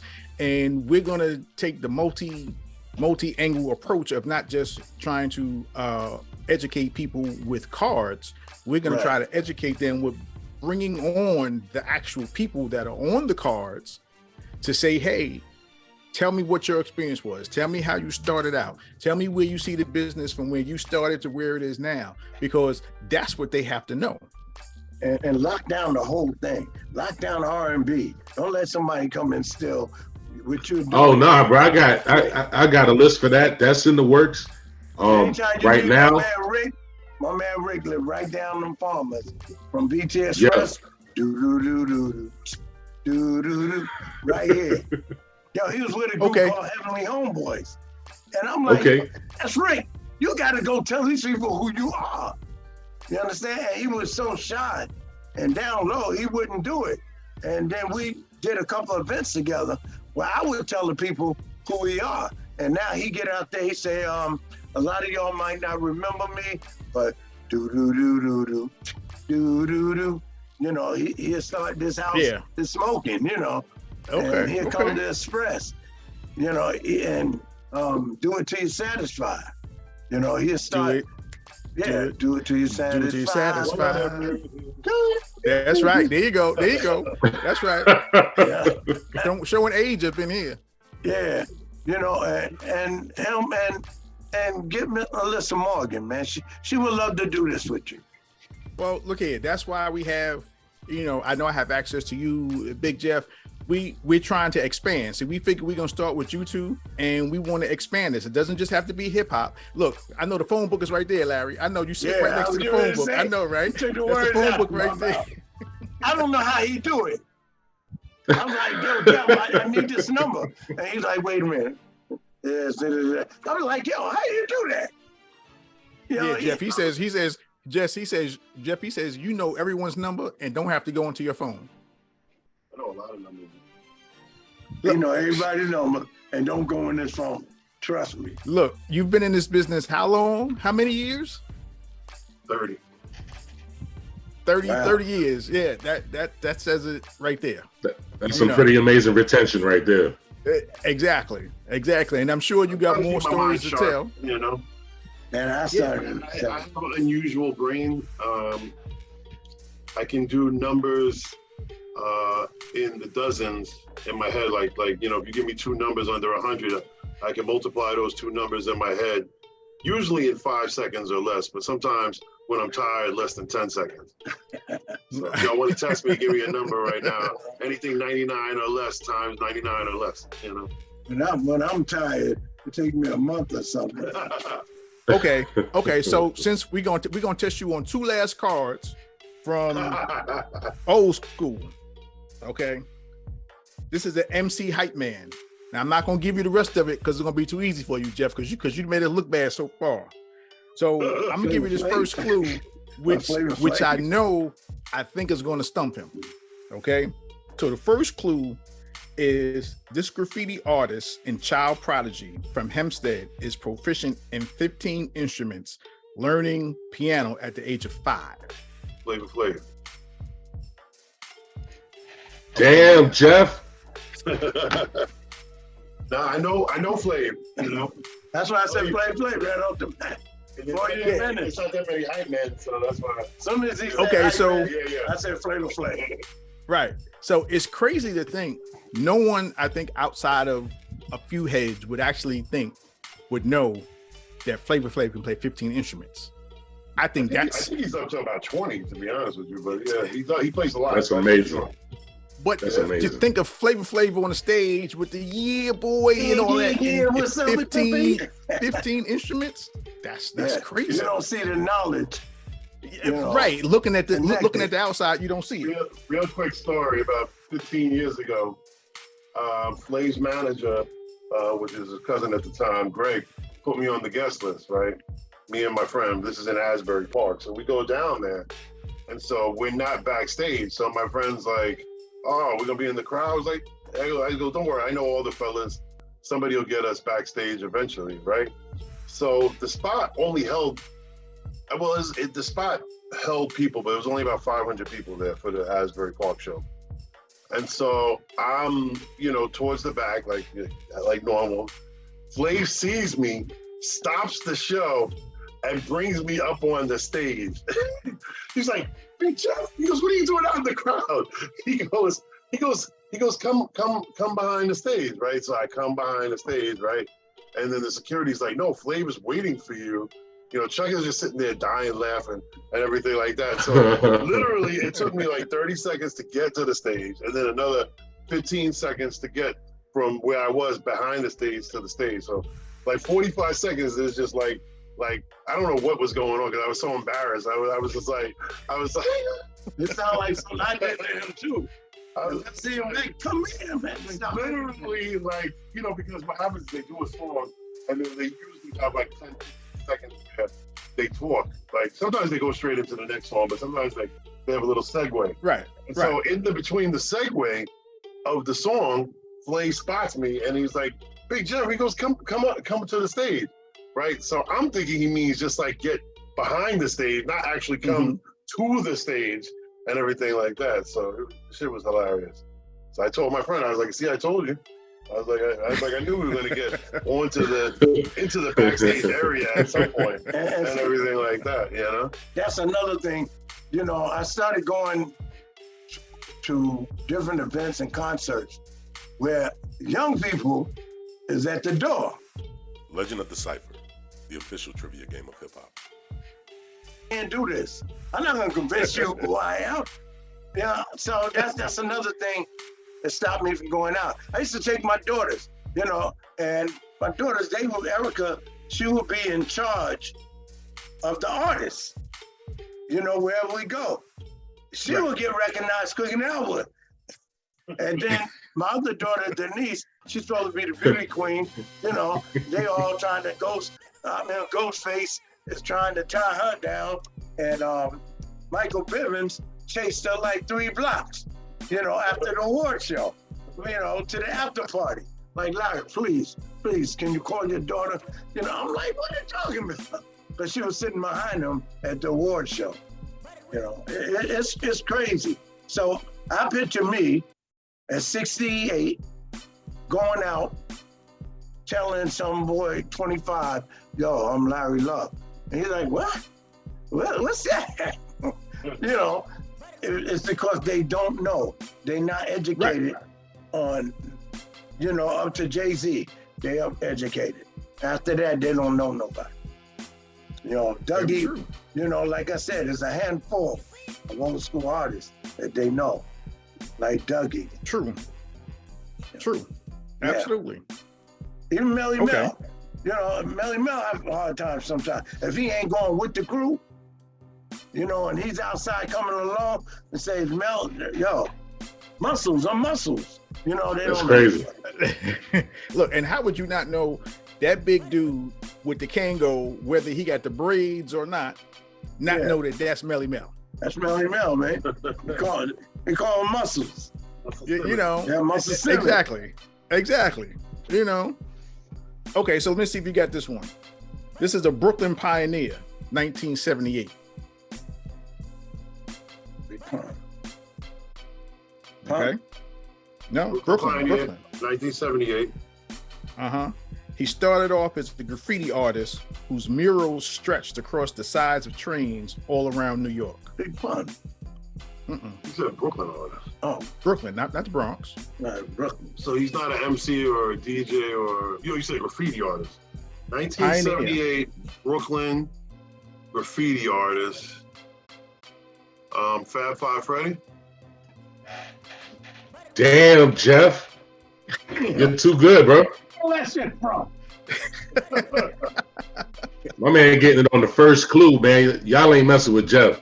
He's like the Jeopardy champion up Didn't here. I tell you? Yo, I keep them close. Okay. I keep them close. Okay, wait a minute. Okay, I got one. I think that might get him, Todd. This is the ladies' first deck. It's a group out of London, UK, 1983. Larry's face is like, wow. London. Okay, first clue. A male group. Female. Female group out of London. Yeah. These hip house females took off after winning a rap clash featuring on the John Peel BBC radio 1 show. Is it the Cookie These Crew? Solid, I don't know what to do, man. Yo, son, I don't like that, Jeff. Yeah. I don't like that you're getting it on the first one. You're supposed to make it to at least number 3. I had no clue of the Cookie Crew. But that's so dope because that affirms like who you are. That the fact that you're knowing all this, I mean, your average person Don't know that. has no idea who the Cookie Crew is. Yo, and I told you. But we I want said, to put them on to him. I said, We want to Jeff, put them on hold to him. on. Like that's part of the purpose of the card game. Friends from back in the day, put me on to, you know, and so That's it's dope. funny because one guy used to always get on me about the flyer, the Zulu Nation flyer, right? And You know, I didn't make the flyer, but he just liked to tease me and bust my chops. He'd be like, "You guys got the Cookie Crew on here, and you only got Sticky in the Hoods." Like, you know. So I used to break his chops. I'm like, "All right, Sticky, where are the hoods at?" You know, you got the what's it called, the Redhead Kingpin, but there's no FBI posse. So I used to always tease him, Sticky. I'd be like, "Where are the hoods? I want to know where the hoods are," and he never would answer. He just laughed. So that was like our little, you know, going back and forth. He'd be like, "My name better be on the flyer." He goes, "You got the Cookie Crew on here." He goes, "They ain't been to a Zulu anniversary." But before we go, I want y'all to realize, you know, we got to always pay respect to Mr. Magic, and that he had Magic Tell phone book, the first hip hop phone book. He was making it in New Rochelle's before he died. You know? Oh my God, I think I'm having a rap attack. Exactly. See, that's why we do this here. Right. That's why we do this here, because like, who outside of a certain age group, if you're not, say, 45 and above, right, you may not remember, "Oh my God, I think I'm having a rap attack." You're not gonna remember that intro. Remember that shit.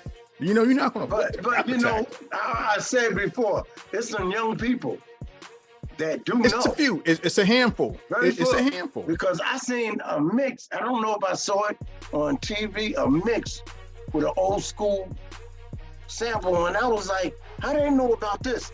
They doing some research. You have some young folk doing some research. Yeah. And they coming up with these old school beats, mixing it into their record. Well, like what they say, everything said, comes back around. Engine number 9 on the New York Transit line. They mix it with a new school record.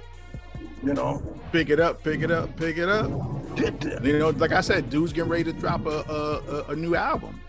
Yeah. You know, Black Drez. So, yeah, you know, Larry. Yeah, produced by Jay Dilla. All the beats supposed to be by Jay Dilla. I heard that. Yeah.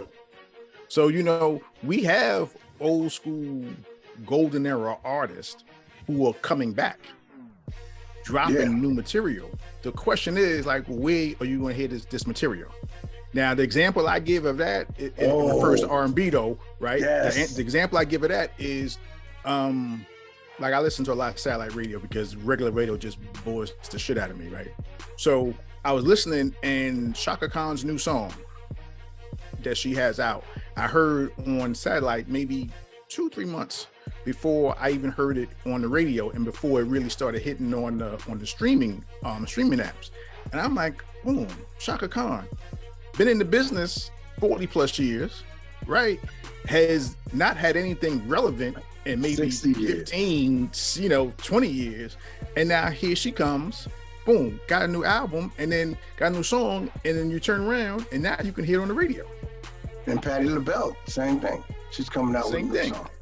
Right. Yeah. So I think the old school artists are seeing that the R&B artists that were before them or at their time are now coming back, and they're saying, well, they do it, why can't we do it? But my question is, where are we really going to hear them at?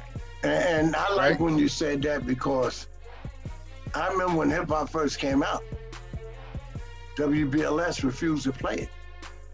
After dark, only on Friday and Saturdays. Before then, they didn't even want it. Nothing to do with it. And, you know, and Kiss was the same way. I keep saying, thanks to Mr. Magic, first one to ever play hip hop on the radio. Yeah. Exactly. Yeah. Exactly. And what you're saying is, where are they going to hear it at? Where are they going to get a chance to play their records, you know? Because, you know, nowadays, if it's not commercial, they ain't playing it. You know, so I think that's something that needs to be, you know, thought about. Yeah, they'll play it on the satellite radio stations, or it might make it to Amazon Music or whatever. But we supposed to be on a timer. Some of this thing is long. Nah, man, this is we made it so we upgraded the service. Oh yeah, man, upgraded shit. I'm wondering, like, last time it was like we had 2 seconds to kick it, and it was off. Well, look, it's like this. That. Go ahead. When we got 2 historians and people of your stature that come on and can tell stories and give actual history. We can't be limited That's what I live to for. That's 40 what I live minutes to for. an hour. You know what I'm saying? Right. It's this type of casual conversation that you would do, okay, hence in a cipher, just sitting there at the table, and just whether we was playing cards or playing dominoes or whatever, we could have this same type of conversation doing that type of thing. Right. That's for sure. So Right. with that, I want to say thank you, gentlemen. We hope to have you guys on soon again. Whenever you guys have time and you want to come back and kick some more stories with us. Okay. Most definitely. Anytime. You Peace know, and Larry, blessings. I know I can get you. Oh yeah, definitely, you got definitely. We'll do it again. Okay. Hey, I like this, Scott. You and Todd doing something nice and positive. I wish y'all luck. You know, Thank a you, lot thank of you. success. Thank you so much, Larry. A lot Thank of you so much. success. You know, Look, coming from you guys, coming from you guys, that means a lot. That's telling us that we on the right track. yeah, definitely. And we're both is gonna promote this much as we can. Look, soon as we get it all edited and everything done up, I'll let you guys know, give you the link so you can check it out. You know, Jeff, I'll hit you up to see if I can get some names and numbers from you that we can get other people on and do this with.